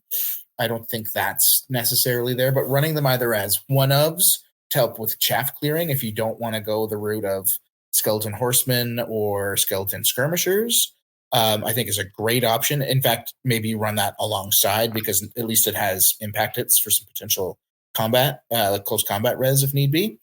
Or you can run like a squad of 3 or 4 to just get like a really good set of impact hits in. I think both are valid options. Well, when you say that, because they are, if you were just talking about the one of, to get a similar effect of just a min squad of horsemen or horse archers, you're looking at 55 points at the minimum. Whereas these guys are, 12 points less, have impact hits, have the reserve move, which the archers do obviously also. Mm-hmm. But I actually really like what you're saying, what you're cooking there. I think they're actually quite good, especially, man, the fact that they're a core choice just means you're just almost certainly taking some. Whatever the right number is just pretty much depends on the rest of the army. Just wish the freaking horses looked better. Yeah, I wish the models in general looked better than the next guy. Worst looking horse I've ever seen. Anyway, Necrolith Bone Dragon still pisses me off. that they put a bone dragon in the Tomb Kings. Yeah. I wish they had have done a construct. I wish they had have done some, winged war sphinx-esque thing. Like the thing they already have? Yeah, but you know what I mean? Something more Tomb Kingsy, not just slamming another dragon into an army. Maybe a pyramid. Maybe it could be like a floating pyramid that shoots lightning. Don't make me reference 40k again. Douche. But yeah, Nicholas Bone Dragon, 195 points, movement 6, but who cares? Has fly, which is fly 9. Weapon skill 4, strength 6, +1 toughness, +5 wounds when taken as a mount. Initiative 2 and 5 attacks. Comes as a behemoth on 100 by 150. Wicked Claws, Breath of Desiccation, and Draconic Bones. Counts as full plate armor. Full plate, nice. Closed Order, Cloud of Dust, Dry as Dust, so cloudy and dusty. Fly 9, Indomitable 2, very nice. Large target, of course, undead. Stomp, D6 stomps, Swift Stride, and Terror. Cloud of Dust is any enemy models that target this model during the shooting phase suffer an additional -1 to hit modifier. So it is so freaking dusty, this guy. Wicked Claws is strength user, so strength 6, AP 2. That's just it. And then Breath of Desiccation is a strength 3 breath weapon at AP 2. And the magical attacks with multiple wounds too. Actually, one of the better breath weapons out there. And the Bone Dragon only included in your army as a character's mount. Its points are added to that of the rider. So there is no taking a generic, Manticore, Chimera, Rando, Stonehorn, whatever. Mm-hmm. Yeah, you just has to have a guy on it. And this is the best mount. This is like pretty clearly the best mount for any decent level, like Lord level character. Any level 4, King, Tomb King is very good on a Bone Dragon. Just straight up, it is a damn fine dragon-esque mount. It isn't and I feel like this more than all the other dragons is where all other dragons should be measured, because I believe this is the baseline good dragon, not overpowered dragon. Yeah. I mean, it's got a lot of great abilities. In Tomb Kings in particular, it's great because fly, so it can march where most of the rest of the army can't. Cloud of Dust is great to keep your opponent honest from just trying to pluck wounds off. Yeah. And it's got a great breath weapon, like you said. So it's not, you don't have to get locked into combat to get some use out of this guy, which makes putting a level 4 on him a little bit more palatable than it would be otherwise. I don't think it's the best way to do it, but that said, like it's not a terrible option. And we've seen some results for Tomb Kings players with the level 4 on the Bone Dragon rather than a Tomb King. So, yep, totally agree. All right, Dickie, take it away with the War Sphinx. Oh, what a cool! This is the coolest concept for a mount, by the way. Okay, so the War Sphinx in move 6, weapon skill 4 on the Sphinx itself. It does have Tomb Guard crew. So strength 5, T6 on the Sphinx, 5 wounds, initiative 1. It's not the fastest thing. For a whopping 4 attacks. It is a behemoth. It is a 1 of 1. Armor value 5+. It has its Wicked Claws, and the Tomb Guard have cavalry spears and short bows. You can actually take an additional 2 crew as well for 10 points. Well, pretty easy. You can take Envenom Sting for 5 points, or Fiery Roar for 20 points. Special rules. It has all of the special rules, but I'll go through them because that's why you paid the money to listen to this podcast. Arrows of the Ash, Cleaving Blow for the Tomb Guard crew. Close Order. It's a Howdah, which Peter's going to let me know what a Howdah is after I finish all these. Indomitable 2, Kopesh, Tomb Guard crew only. Large target. It is undead. It has a regen of 6+. It has a stomp attack, and it is terrifying. The Wicked Claws are strength 5, -2. The Envenom Sting is strength 5, poison, and strikes first. Getcha. And the Fiery Roar is strength 4, -1, breath weapon, and flaming attacks. It is, of course, a character mount. Yes. What the hell? What the hell is this thing? So the War Sphinx is like a really cool concept. Howdah, for those of you at home, and Dickie is a special rule that basically gives anything on top of it 360 vision, and it is treated like a heavy chariot for most rules purposes. except for the fact that it is also still considered a behemoth. There has been some argument online that if you put a character on a Kemrian War Sphinx, it no longer it becomes immune to Monster Slayer because of the Howdah rule. Don't do that, guys. Get out of here. Don't be Just that person. get out. Don't be that person. It's fine. At 175 points, 20 points cheaper than the Bone Dragon. You lose out on Fly and therefore lose out on Marching, which sucks. But if you want to make it the same price point, 195 by adding the 2 extra Tomb Guard on top of your character, it's shooting 4 bow shots. It's got a bunch of cleaving blow attacks now. It's not a terrible option. I would never pay for the Fiery Roar. I probably also would never pay for Envenom Sting. But it's okay. If they did come out and say that you were immune to Monster Slayer by taking this, I would say yes. There's a real reason to take this over the dragon, but otherwise, Yeah, So I have problems with the War Sphinx, and I'm not going to be popular for these opinions. I feel like it's got one less of everything that I think that it should have. Like, I think that's it's got like one less strength than I wanted to have, one less attack than I wanted to have. It's got both of its upgrades either trash or too many points. The Envenom Sting is just making one of your attacks worse. You only have 4. Let's have 3 ones with AP and then 1 with no AP in the hopes and pray that I roll a 6. I'm not going to pay 5 points for that. And then 20 points is too much to give it a most likely one use per game Fiery Roar breath weapon, because you're probably going to shoot it once and then you're going to get stuck in. It used to have toughness freaking 8, boys. It used to have a lot more toughness. It used to be the whole shtick was that this thing had a way above the going rate toughness for its points. It wasn't killy, but it was tough. And now it's not even that tough. And that's I think my biggest issue. I wish it was toughness 7. That would justify all of this. It also doesn't. It also it has 1 less wound than I wanted to have as well. Wound 5 is not enough. It only has D3. It only has D3 stomps as well. Why isn't that D6? Yeah. Why isn't it D6? There's no reason for it not to be D6. And here's the other thing as well. It could have all of those things and all those downsides, which I don't think are particularly downsides. It's middling and can be very good. And Peter's given you some great reasons why it can be very good. I just wish it had better regen. Like give it either Indomitable 3, give it something that is above the going rate for other contemporary monsters. Like give it regen 5+. Give it a better. It's made of freaking stone. Why is it only got a 5-up save? It's freaking stone. Just take the dragon. It is. If you're running it as a mount, if you're running it as its own unit, don't take it anyway. Take the other Sphinx. But I want to be able to take this. It's freaking cool. It's so cool. Once again, but yeah, it just feels like it's got a bunch. It's like one thing away from feeling special. Nothing about it feels special, and that's my biggest criticism. I agree. All right, whose turn was it? Was it my turn or was it your turn, Peter? Did you tell us about the War Sphinx? No, Dickie told you about the War Sphinx. I told you. Then, baby, you get the Tomb Scorp, probably the best unit in the codex. Oh, you stole the words out of my mouth. Yes, probably the best unit in this codex, the Tomb Scorp.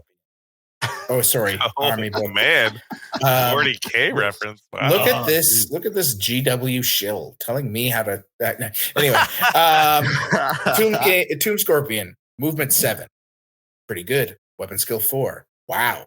No ballistic skill. Who cares? Strength 5, tough 5, 3 wounds, 3 initiative, 4 attacks, leadership 8, 70 points. This sucker is a monstrous creature. He's got decapitating claws. He's got an envenomed sting, and he's got heavy armor. He can pay 5 points for ambushers. Do it.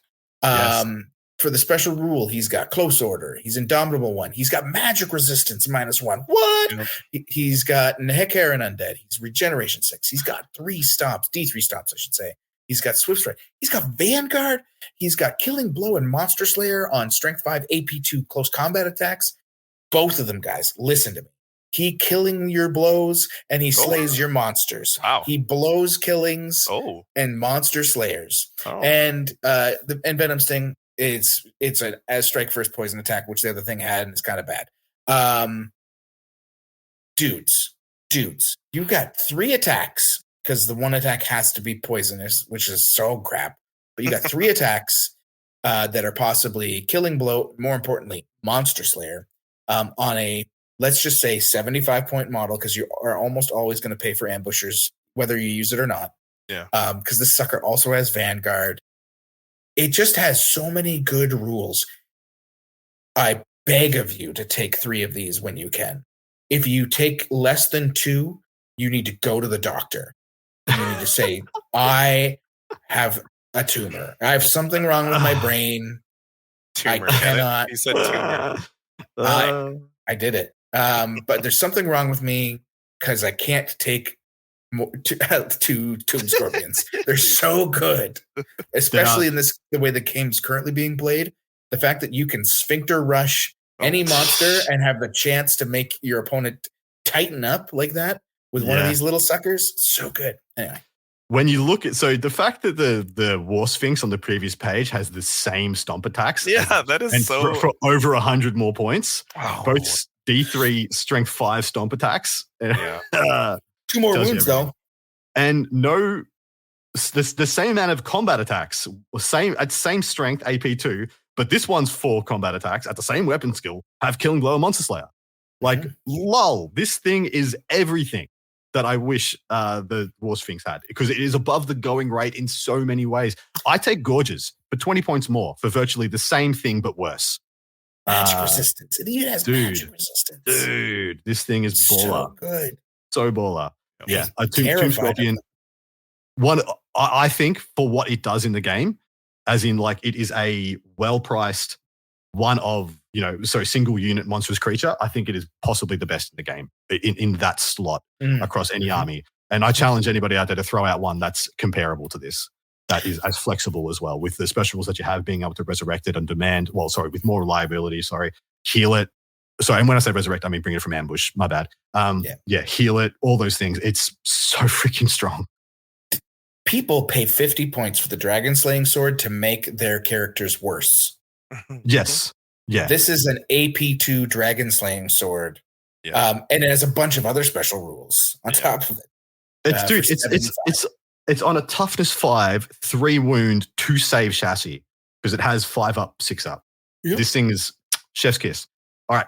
Necrolith Colossus used to be somebody. Every now and then someone would take the Bone Daddy, the Bone Giant Daddy, and it would be somebody. It would start chopping, and it would just decide to be Fruit Ninja from 10 years ago, because that's about when this guy was last taken in the army. Movement 6, weapon skill only 3, unfortunately. Bliss skill 2, strength and toughness 6, nice, 5 wounds, initiative 1, 4 attacks, leadership 8, 160. It is a behemoth. It has paired great kopeshes and heavy armor. Comes with special rules of close order, Indomitable 2, large target, undead, regen 6+, stomp attacks D3, better stomp attacks, terror, timber like other gigantes, and unstoppable assault. During the close combat phase of any turn in which is model charged, every attack it makes that causes an unsaved wound allows it to immediately make 1 additional attack. These additional attacks also benefit from this rule. So you can just start chopping and just keep chopping. Note that any unsaved wounds caused by the stomp attacks special rule do not benefit from this special. And then the paired great kopeshes, strength user being 6, AP2, killing blow, and requires 2 hands. Only 4 attacks and a weapon skill 3. So a lot of times can hit on 4s. So two hits. But then those 2 hits probably wound on 2s and are likely to kill something. And there's 2 more, and there's 2 more, and off you go. So every now and then this guy will just pop up and be a bad, mad lad. But every now and then, which is most of the time, like 4/5 of the time, it's pretty mediocre, especially if you can make it hit on 5s. You're making it on 5s, this thing is nothing burger for 100. But you will feel like a tomb god when this thing runs roughshod through 1 unit of heavy cap. You're just going to be like, Bone Giant. Bone Giant. Anything else apart from what I've just added? What I've just spoken about this guy? You did it. I did it, guys. Dickie, my baby, my sugar, my honey, take away the Necro Sphinx. Oh, such a cool thing. Oh, do you want to, Peter? You can take the Necro Sphinx. Love him so much. Yeah. Go ahead. Oh, the Necro Sphinx. He's movement 6, but who cares because he flies. He's weapon skill 4. He's strength 5. I don't know why he's strength 5, but we'll move on. Toughness 6, wound 6. He's got initiative of 1. No one cares. He's at attacks of 5. 5 attacks. Leadership 8. He's 195 points. But this guy comes with heavy armor. He's got a 5+ armor save. You might think That's not very good. No. He's close order. He's fly 9. So he moves 18 inches a turn if you want him to. He's indomitable too. He's a large target. He's undead. He's got 5+ regen. So he's got a 5+5+ because he's not flammable like many other things in this army. So he's always going to have that regen. He's got D3+2 stomp attacks because he's got extra feet, right? He's got Swift Stride, he's got Terror, and he's got the Soul Reaper. A Necrosphinx embodies the malevolence of the gods of the underworld. In battle, it will mark the souls of worthy enemies, speeding their journey into the realm of its masters. After deployment for the first turn, nominate a single enemy character. The Necrosphinx marks it and sends it to the underworld. So if it kills it, when he fights that character, he gets to reroll ones against it. So good. Suck a bitch. He has cleaving blades. So he's, even though he's strength 5, they're AP 1 with killing blow. He's got, and I know some people got real confused, so they had to put an FAQ about this because of how writing works. He's got a decapitating strike.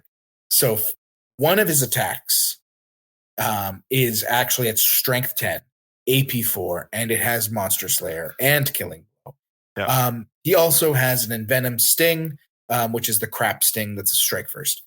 It doesn't matter. The thing flies. The thing flies. He's 195 points and he flies, and he's got a bunch of stomp attacks. I love him. I don't think you need to run him. He's not a windmill slam into every list, but he's a windmill slam in my heart. Oh.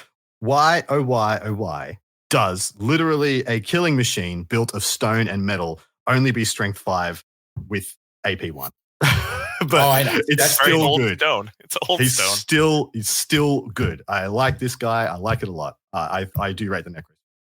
And just for the sheer, like you said, sphincter clenching reality of people bringing dragons, and you got just one Necro Sphinx that can just decide every now and then to hit on a 4, wound on a 2, see you later, alligator. Your dragon feels quite good. But you're probably rerolling ones to hit against that dragon. Exactly right. That's the guy you probably picked for that. And it's not like he's actually going to do it, but deploying an extra Sphinx and then standing back from the table, doing a big, point, and be like, you. And then that dragon's going to try and play keep away from your Necro Sphinx for the entire game. That's going to feel really good. It does. Yeah. Fair enough. I do rate and I do love. Dickie, do this. The Screaming Skull Catapult. It is a war machine. It is a catapult. It's on 1 of 1. It has a 20-point upgrade that I would imagine you're going to take almost every time, called Skulls of the Foe. It's dry as dust. It's indomitable. It is undead. It has a regeneration save, and it's skirmished. It is a catapult, of course, so 12 to 60 inches, strength 4 to 8 in the middle pin. It is AP 1 on the outer rim, or AP 3 in the middle pin. It's bombard, cumbersome, flame attacks, magical attacks, move or shoot, multiple wounds, D3+1. I would imagine that's just in the middle pin. It is the Screaming of Skulls. Screaming Skulls. Let's tell you what that is. Anyone that suffers 1 or more unsaved wounds from this weapon must take a panic test as if they were taking heavy casualties. Skulls of the Foe until the start of your next turn subphase. Any enemy that was within 2d6 of the center hole of the blast template that's scattered, take a -1 modifier to their leadership characteristic to a minimum of 2. Ooh, I like it. This was like the staple originally, right? Like the 8th edition. Yeah. So the reason I like this is because we know artillery at the moment are either amazing or useless. This one brings an X factor. This one brings a bit of utility. That even if you're playing against an army that isn't susceptible to its range profiles, you can still just try to mess with them. Just be like, well, I'm just going to put a little bit of uncertainty into your game plan and just try and panic some things. If you ever move anything outside of the command range, I'm just going to try and see if I can make a bail. And that feels really good, especially going first turn 1 if someone misdeploys and just being like, lol, they're off the table. That feels very spicy. And I do like the X factor that it brings. I'm not sure if they're needed, though. I'm not sure if they're like a Tomb Scorpion where they're auto takes. What do you think, Pete? I don't know if they're auto takes, but they are fantastic, and they do mess up your opponent. Skulls of the Foe is really valuable because even units that are immune to psychology are not immune to Skulls of the Foe. So you can create some scenarios where you target one unit to try and wipe them out, but because of that kind of that 2d6-inch bubble, you're messing with people's combat res later, right? You win combat by 1, but now they're leadership 6, so they flee. Like stuff like that's great. Well, in addition, they take the -1 until your next turn. So you can try and debuff them against fear as well. Mm-hmm. Exactly. Yeah. So there's a bit of extra utility there as well. You shouldn't overlook. I'm sure if you're taking them, is it like 2 or none? I'm not sure. Maybe 1 is still good enough to justify its spot. And I do not mind taking 2 in a list that has 2 of the next unit, the Casket of Souls. Hey, let's do it. 135 points. This is the last unit in the book. It's a 2-page spread. You just know. Oh, let's go. Toughness 6 with 4 wounds. It comes with a couple of Casket Guardians, which are weapon skill 3, strength and toughness 3, and they have the same wounds as the thing. But they have 4 attacks on the Casket Guardians, which is not too bad. And they're equipped with great weapons. Great weapons. Weapons. In addition, they have Cleaving Blow, which is hilarious if you just try and hit them with skirmishes and you're just like, lol, chop. Covenant of Power, Drives Dust, Immovable Object, Indomitable 2, Nekahara and Undead, of course. Regen 5+ on Toughness 6 with 4 wounds. Very nice. And Skirmishes, Unbound Spirits, and Vortex of Souls. This is going to be a big whirlwind of word. So sit down, get a drink. Covenant of Power. Whilst within 12 of the Casket of Skulls, friendly Lich Priests, so Casket of Souls, may apply a +1 modifier to any casting rolls they make. Additionally, any model, friend, or foe that casts a bound spell whilst within 12 of a Casket of Souls may apply a +1 modifier also, which is hilarious if you manage to get one of your bound spells next to it and cast it with +1 on your Ruby Ring. Note, however, that the bonus does not apply to any bound spells cast by the Casket of Souls. Immovable Object, of course, self-explanatory. Once you deploy it, it's pretty much staying there. Unless there was there some lol FAQs needed that if you could give it reserve move, you could actually move it, but it doesn't have a movement. Yeah, I don't know how that would work. Yeah, you can, because it specifies when it can move, and reserve move happens in a different phase. So yes, you could cast the reserve move spell on it and move it then. Unbound Spirits. If the crew of the Casket of Skulls is reduced to 0 wounds, tongue tie now, immediately roll a d6 for every unit, friend or foe, within 12 of this model. On a 4+, that unit suffers d6 strength 3 hits with no armor, regen saves permitted, war saves can be taken. Once these hits have been resolved, Casket of Souls is removed from play. It has 3 bound spells, which are all cast with, I believe, a power level of 3, if I remember correctly. But the first of which is Vortex of Souls, and that's just denoting you can cast these 2 spells with a power level of 3. Should have read that before I went off waxing lyrical. Light of Death. Yeah, if you did the flavor text, you'd know. Anyway. Yeah, see, you miss it out. When a Casket of Souls is opened, blinding light is unleashed upon the battlefield as the countless bound souls entombed within it scream into the air, seeking freedom from their suffering and confinement. These spirits soar forth, bound by the incantations of the Keeper to do their will. There we go. Look at that. Wow. I'm so happy. Always do this. My spookiest Aussie voice. Light of Death is a magic missile with a casting value of 7+, range of 36. The target enemy unit must immediately take a leadership test. If this test is passed, it suffers a D3 strength 3 hits with each an AP of 1. However, if the test is failed, and you can definitely double down this with a catapult, suffers D6 plus 3 strength 6 hits with a multiple wounds, 2 special rule with no armor or regeneration saves permitted. Ward saves can be taken. That's way better if you fail your leadership test. Oh my god, it looks like it's way better if you fail. And then Light of Protection is an enchantment with a casting value of A+, range of self. Remains in play. Whilst this band spell is in play, this model and any friendly units within 18 of this model gain a 6+ ward save against any wounds suffered. In addition, whilst this band spell is in play, enemy unit suffers a -1 modifier to any rolls to hit made against this model and any friendly units within 18. However, if this model casts the Light of Death band spell, this band spell would immediately expire. So does that mean you just have to do them the other way around? Yeah. Yeah. Yeah. Yeah.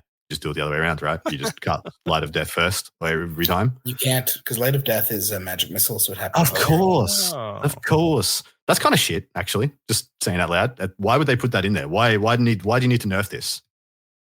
because they're both very powerful spells, so you have to make that choice. I love it. I love when someone casts Light of Protection and then they're like, oh, but I think I can kill your dude. And then they cast Light of Death and they lose the protection, and then Light of Death doesn't go off or something. And then it's just like, thank you, Jesus, for giving me yeah. But man, for 135 points, you're essentially only paying for one spell because you only get to use one spell a turn, essentially. Such a good spell. They're both extremely freaking good, though. You are right. And you're also paying for a +1 casting bonus to all the rest of your casters, right? That's true. Like, there's a lot of benefit here. I mean, this thing is amazing. I'm still of the opinion that I would have to have a reason not to take this because 135 ain't break at the bank. It's relatively fair for what you're getting. Toughness 6 with regen 5+ is very nice. And yeah, I think this is a house. I think this is a really, really good unit. I just hate the nombo. It's a self non-combo, which is a little annoying. But double Light of Protection, like if you run 2 caskets because it does stack, is done. Yeah. It's so good. Being -2 to hit just sucks. It's busted, dude. Because you take this plus you take the 2 bone dragons and they're minuses to hit from range as well. Oh yeah. You just magic missile up your entire army and you're just sitting there shoot and being -3 to hit in return fire. There's just lots of down. The fact that like you hit skeleton warriors and you might well be done the skeleton warriors, so they're weapon skill 3. And now like so many things are now either hitting them on 5s or 6s. That blows. Now luckily it is cast on an 8+. Correct. You can dispel this, but it's so strong. So the only thing I wish this had magic res. That's the only keyword. It's only a special rule I wish it had because it feels like it should have it, and I feel like that's the way you want to try and deal with it. I agree. Yeah, and that's pretty much because shooting it is rough because it can be -1 to hit and stuff. But anyway, it feels like you are taking this either for a big combo negative to hit bomb, or you're taking this because it's going to be one of the best magic missiles in the game if used appropriately. D6 +3, strength 6, multi-wound, no armor save or regen. That is. Is there a better magic missile? Probably Vile Tide with Hag Tree Fetish. Yeah, that's true. But this is a self-contained. Yep. That's at least there's a Lord level character with upgrades. Yep. Anyway, Casket of Souls, very good, and we're all happy to hear it. Yeah. All right, we are going into the magic items, and in the rotation, that would be Dickie is up first. Tell us about the Destroyer of Eternity. Oh, I was gonna say, I hope I get to do this Destroyer of Eternities. Imbued by the powerful incantation, the great blade of the scything weapon is impossibly sharp and is said to destroy the souls of the victims, denying them hope in reaching the afterlife. This Destroyer of Eternities is a combat weapon with a +2 strength, which when you call it the Destroyer of Eternities and it only has +2 strength, it's really, okay, sure. So +2 strength, AP2. It has Killing Blow. It has magical attacks. It's a 2-hand and it strikes last. You can only destroy Eternities in Initiative 1. I hear. Yeah. Read the note. The note's very important. Right. Rather than attacking normally, the wielder of the Destroyer of Eternities may choose to make a special scything attack. If they do so, the enemy's unit will direct their attacks against and suffer D6 automatic hits and result in at the Destroyer of Eternities profile. Yeah, it's okay. It's not. Okay.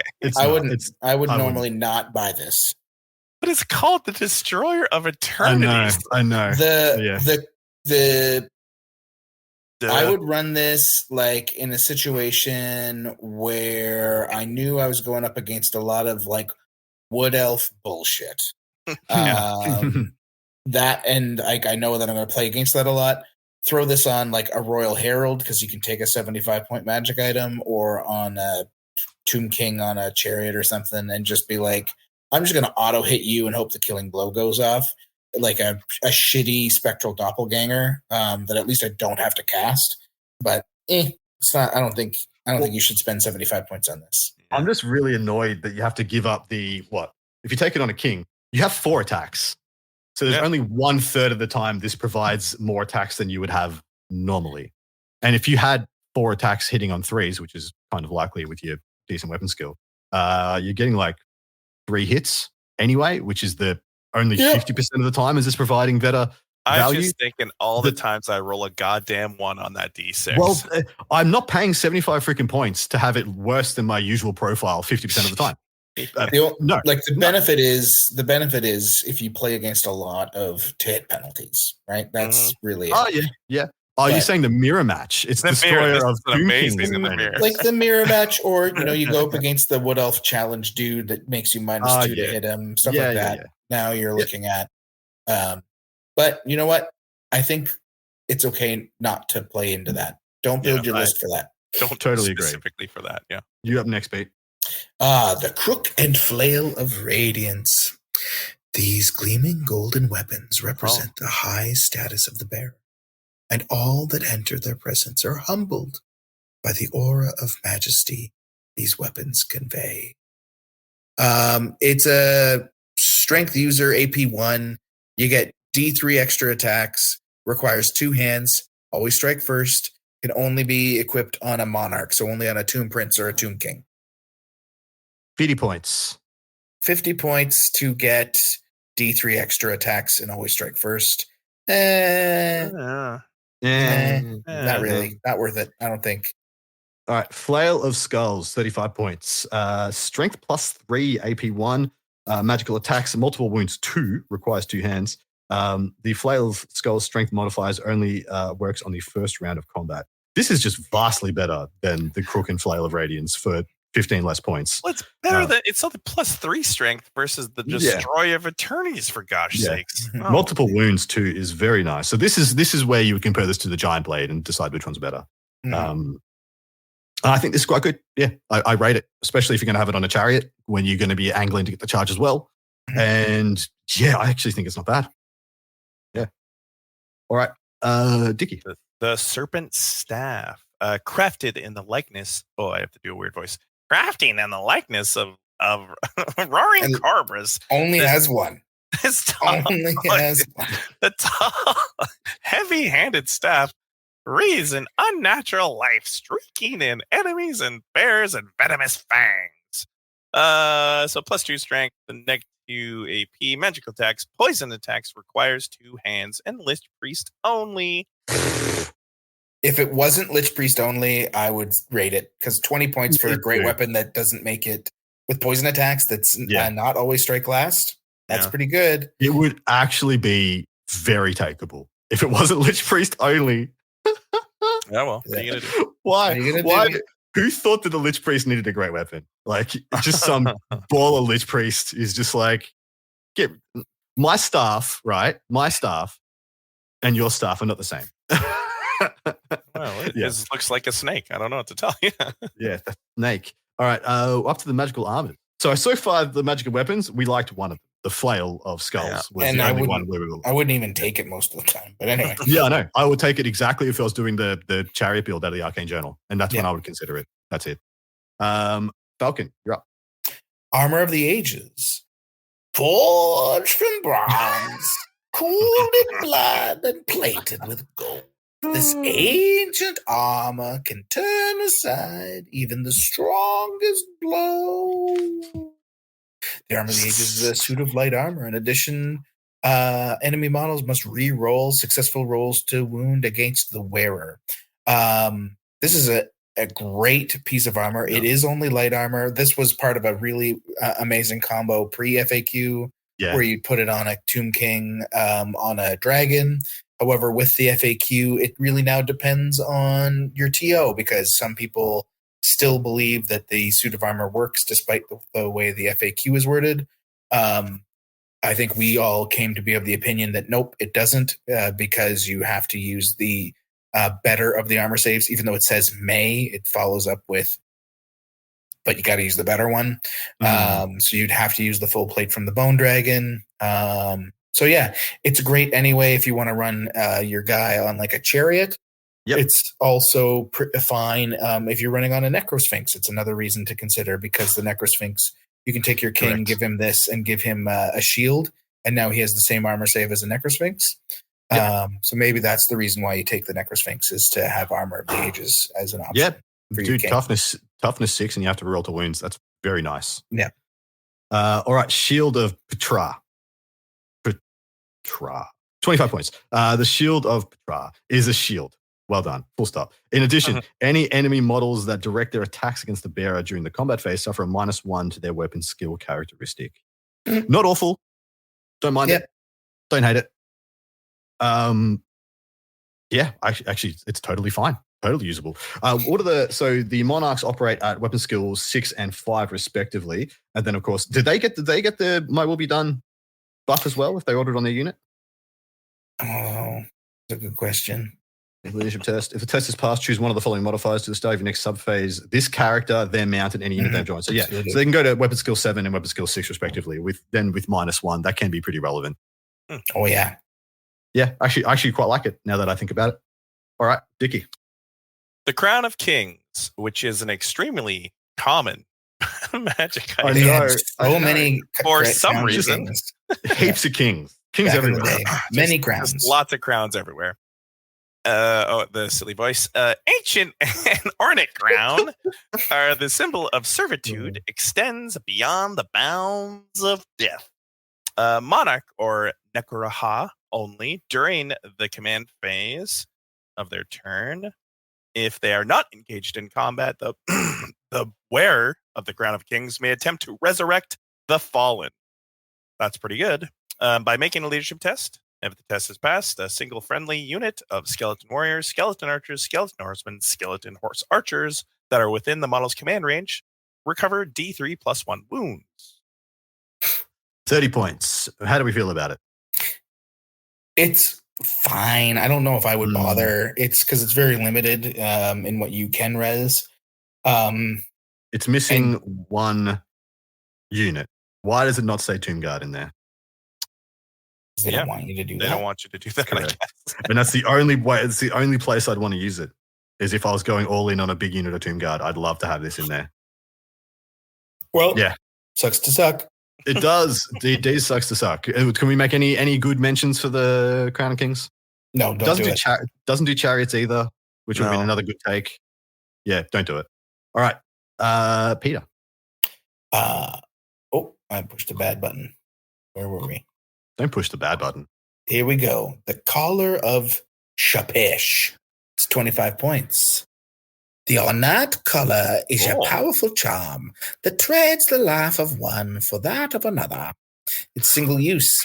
When the wearer of the Collar of Shapesh loses their last wound, roll a d6 on a 4+. They don't lose it. Instead, kill somebody else. That's in their command range.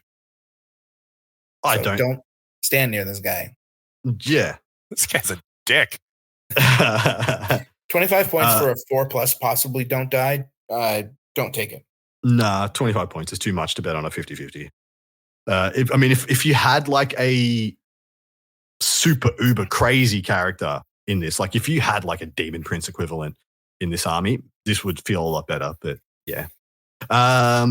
Just quickly, Peter, what would you say the name is of that voice? Like if that character had to have a name, what would their name be?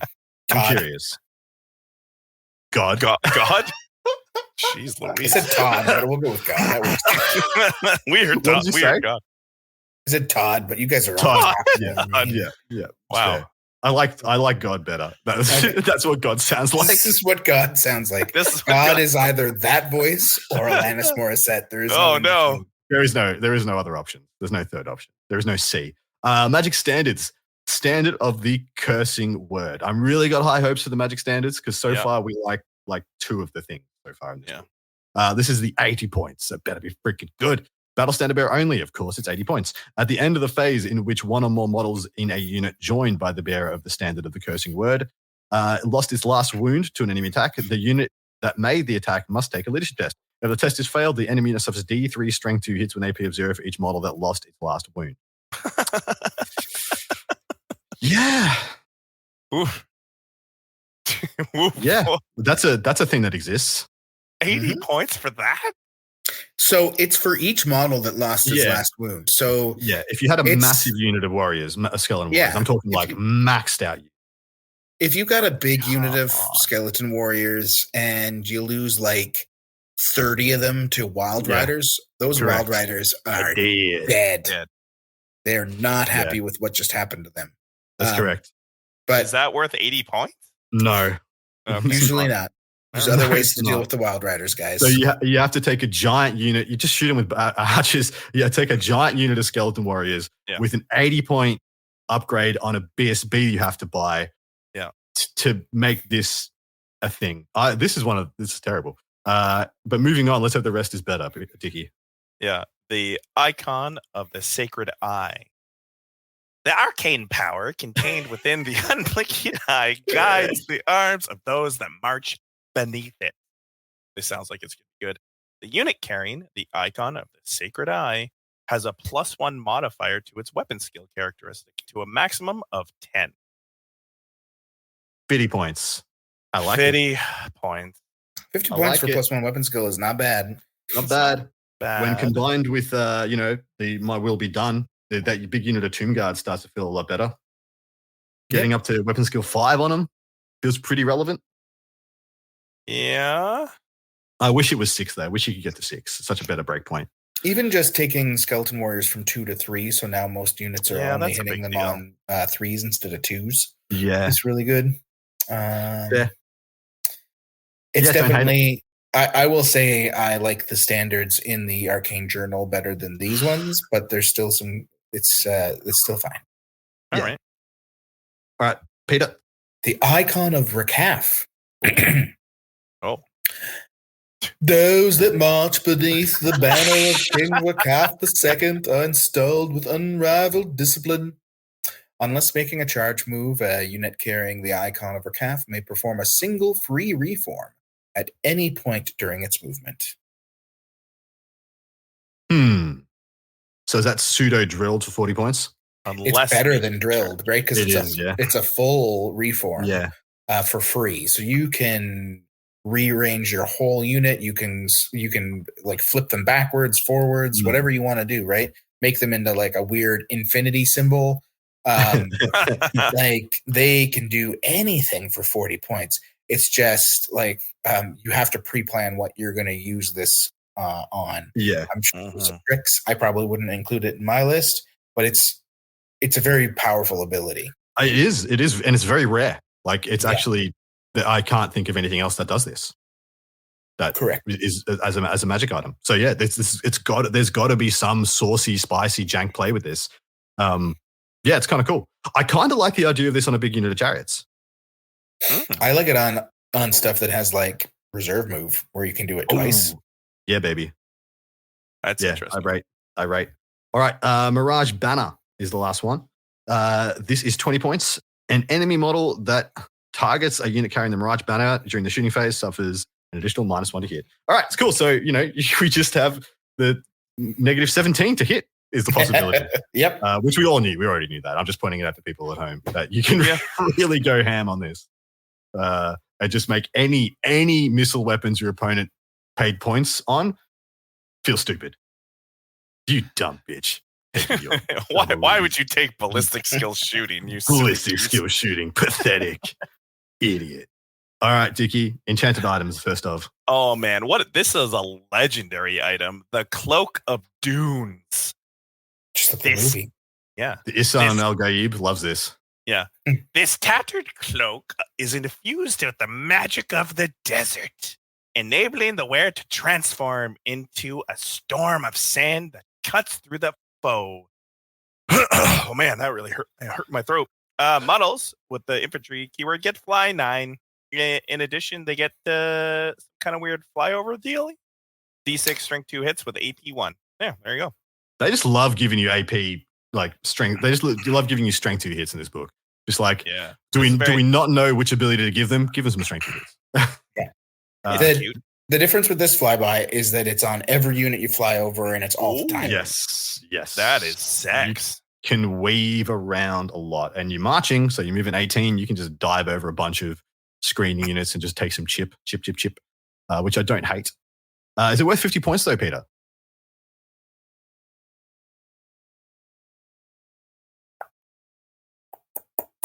I'm thinking. Okay.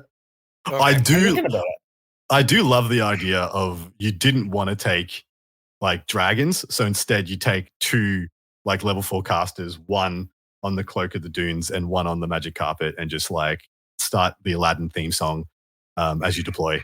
And don't there's definitely use there. I'm just thinking of like putting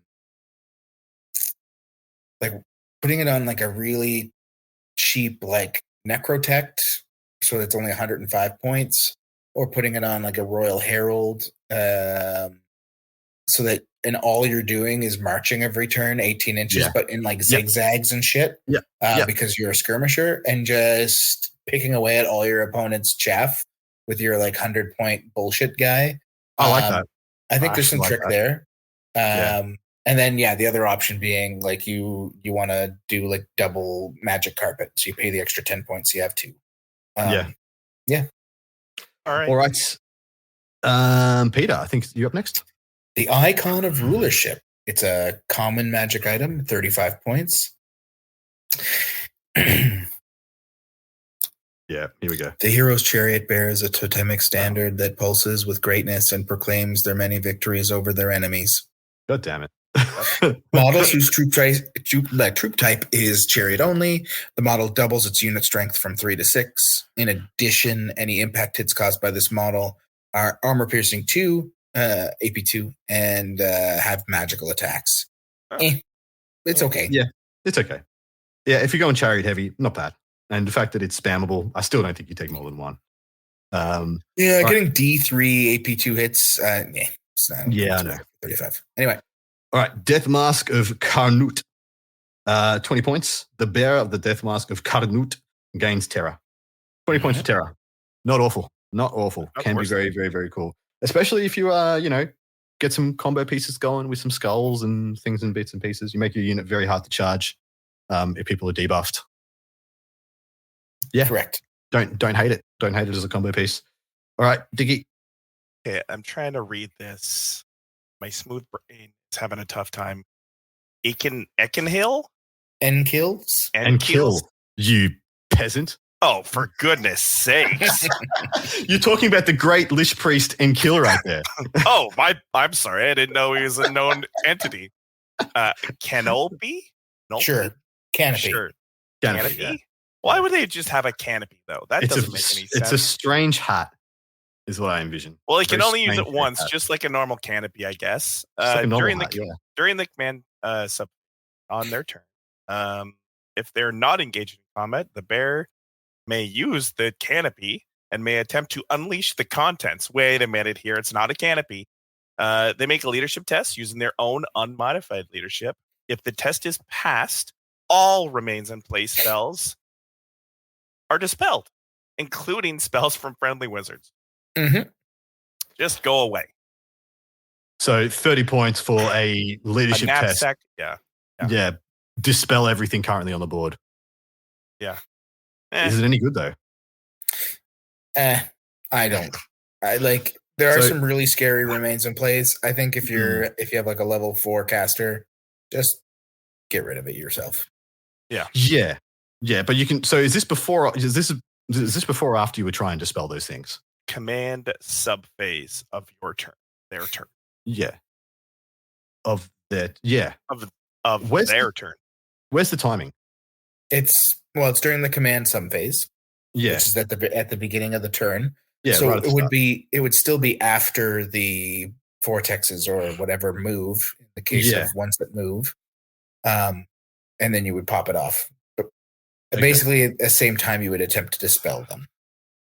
So the only reason I would want to use this is if I played like just a max chariot army into a meta that spammed the shit out of illusion magic, and I just did not want a chance not getting my go turn because I couldn't dispel the crystal column.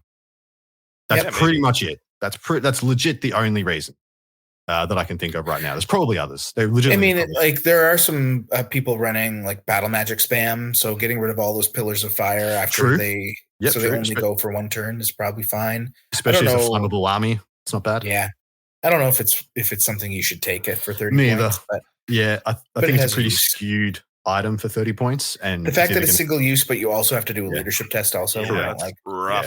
Yeah. It's like it's got T's and C's for its 30 points. Yeah. All right. Take it away, Peter, with the second last one. The hieratic jar.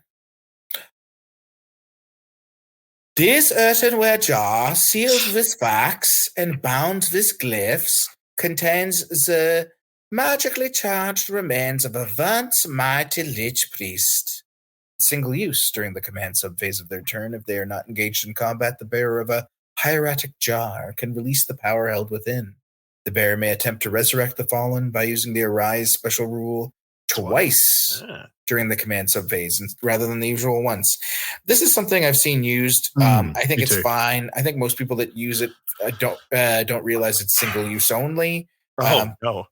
But even then, there is definitely a use case if you have 25 points to spare to just have that one turn where you pop back a ton of dudes, right? So this is like a get out of jail card. Like this is like, shit's against the wall and not going well. I just need a little bit extra this turn. For 25 points, I think it's totally fine. I think it's pretty relevant. I wouldn't take more than one though, even though it's a common item. Yeah. Like paying 50 to take 2 is too much. 125, slap it down, see if you can pop off and make and turn a game. Last is the Scarab Brooch. Brooch. 20 points. When using the From Beneath the Sand special rule, a summon unit can be placed on the battlefield anywhere completely within 18 of Lich Priest wearing the Scarab Brooch rather than usual 12. I would take this. Yes, especially if I have all my Tomb Scorpions, which you should. Otherwise, you probably have a tumor, as denoted by Dr. Falcon. Dr. Falcon. Oh, MD. The Scarab Brooch is phenomenally good and adds so much flexibility. Because a lot of times 12 inches is pretty restrictive. It means when you summon them, either you have to put them right on one of your flanks or behind you, or you're going to put them in charge range of your opponent. Going 18 means there's a lot more chances that if you're in combat or you're standing directly behind a combat, you get to resurrect behind the units in combat and, go in for a rear and do all that spicy stuff. But I do agree with you because I had forgotten which magic items were in this one and which ones in the Arcane Journal. And the Arcane Journal ones absolutely slap compared to these. Yeah. There's like 4 very good ones spattered across this and the rest is pretty forgettable. Mm-hmm. I agree. Huh. And that brings us to the end of the review, guys. Hopefully you've enjoyed your 120 minutes of quality content and then whatever nonsense these two decided to contrive to make this go 2 hours. 20 minutes. Yeah, it'd be 20 minutes less if whatever. Anyway, it's not going to change, so why should I complain? Yep. But, gentlemen, our closing thoughts on the Two Kings. I think this is a very fun and flexible book. And despite a lot of the unit entries being a little bit maligned, the savvy generals out there will find that if you just looked at, and this is one of the reasons it was so important that we read the special abilities before we went through the units, because if you were just to look at the units, they all seem pretty rough, apart from the Tomb Scorpion. But straight up, if you just look at the unit entries without any context, and we didn't do the magic. We did not do the magic, boys. Oh my God, there's still stuff in this book? There's more. This is one more page. There is. Hey, all right, here, can I do it quick? Can I do it quick? Smash it. There's 3 spells, guys. If you're a wizard, you can take these 3. They're your signatures instead. There's Jeff's incantation of Cursed Blades. Jeff, 100%. Range Self enchantment 7+ until your next turn. Undead characters within your command range reroll any hit rolls of a natural 1. Awesome. It's a good spell. There's Kassar. He incanted some desert winds. This can be cast on a 6 or a 10+, also range self enchantment. If the spell is cast with a 6 or plus, a single friendly unit of undead can reserve move. If it's cast on a 10, every undead within command range can reserve move. Good. This spell lasts until the end of this turn. Then there's Usakalepli. He was desiccated when he got incanted. This is a hex. It's on a 10+. It's a range of 15. Until the end of this turn, the target enemy unit suffers -1 to their strength and to their toughness to a minimum of 1. If the spell is cast, the effects of any other hex previously cast on the target unit immediately expires. These are 3 amazing spells. All 3 are great. None of them are bad choices when you're picking your signature spells.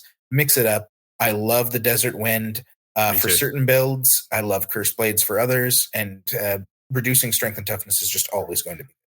Agreed. It's just a 10+, so that's the only problem. But you have infinite ways to increase your spellcasting ability, so live your best life. Unlike many other signature spells, and unlike any other laws, there's no stinker. There's just whichever one is better at the time. And all 3 of these are good and are very good compared to other spells. So I really rate the Law of Nekahara. All right. Closing thoughts. I've already given mine. Dickie, give yours. What a really good, flavorful book. Like, it just feels good. Like, it really feels really good. So, if you want to get down with those dead people, I think some Tomb Kangs, man. Yeah, absolutely. Tomb Kangs. Petey, baby. I love the book. It plays differently than most of the other books, but in a good way. Yeah. You get to have this really solid bunker. You can resurrect your own units. If vampires were like this, I would feel less scared of vampires. But there's just so much in it, and the fact that the Arcane Journals really expanded on what you're capable of doing with Tomb Kings, I would say they're an 8 out of 10 army easy to me. That's exactly where we're going next. How happy should Tomb King players be with this book? And I'm the same, 8 out of 10. The reason vampire counts are better than Tomb Kings in our estimation is that they have just better unit entries with virtually the same rules. Like, if you were to give the Mortis engine to this army, wow. Wow. And double casket is almost as strong as Mortis engine, and actually probably wins the mirror in a lot of cases. It does, but it's inflexible, whereas the Mortis engine is, stays relevant, works up with the army, and whereas if you take the double casket, you're almost shackled to staying back and defending them and playing a really reactive play style. I love this book. I think this is everything Tomb King players should want, and the fact that it is a combo-centric build also just leans further into the flavor of the army. Dickie, how happy should Tomb King players be with this book? We've got 2 8s so far. What would you give it? Oh, at least 6 of Peter's disjointed personalities. They should be really happy with this book. Yeah, at least love it. And gentlemen, how do we rank them in the competitive power spheres? I have them sitting in the A tier personally, or the top of B tier, depending on the day and the time. But I think they are pretty up there, but they're not quite hanging with what we would consider to be the top dogs. The tough one. I believe they have play into everybody though. But they have such a myriad of different builds and combos that it's kind of like you have to pick the best one for the matchups that you're going to see. And it can be a little bit difficult. You can find yourself, with a fork in a knife fight. I think the index alone gives them like a kind of a mid-tier feel, but I think once you guys review the Arcane Journal, I think that brings it up quite heavily. Absolutely. So, like pretty much those are my 2 scores. I think this is a B tier army book, and the Mortuary Cults especially push this well into the A tier. Peter, what do you think? I don't think that's a bad assessment. I think double casket lists are an A tier list. Yeah. And I think there's a double dragon list there that's just like a 4-in-1 list without paying attention to what you're doing. But just because it's double dragon. Double dragons. But this is it's a really, really solid book. I don't know if it 100% can hang with the best Chaos Warrior lists, for example, or Vampire lists, but I also just said that I think it can win that mirror. So I really love it. I think Tomb King players should be happy, and it's a very strong book. Yeah. Fan-freaking-tastic. On that note, we are freaking done. Hopefully you're happy with the sheer amount of content you got out of this episode. If you'd like some more, go over to Patreon, that old world charm, jump into our beautiful burgeoning community and get what is probably going to be another 60-odd minutes of us answering questions, talking lists, and talking matchups. If you want any of that, hope to see you there. And hopefully it's been worth your dollars. And if not, thank you very much for your time. We appreciate you all and all the incredible support. And let's keep building this awesome freaking game and community, guys. Say your good nights. Bye-bye. You've been listening to That Old World Charm with those charming chaps, Adam, Danny, and Peter the Falcon. Thanks ever so much. Cheerio.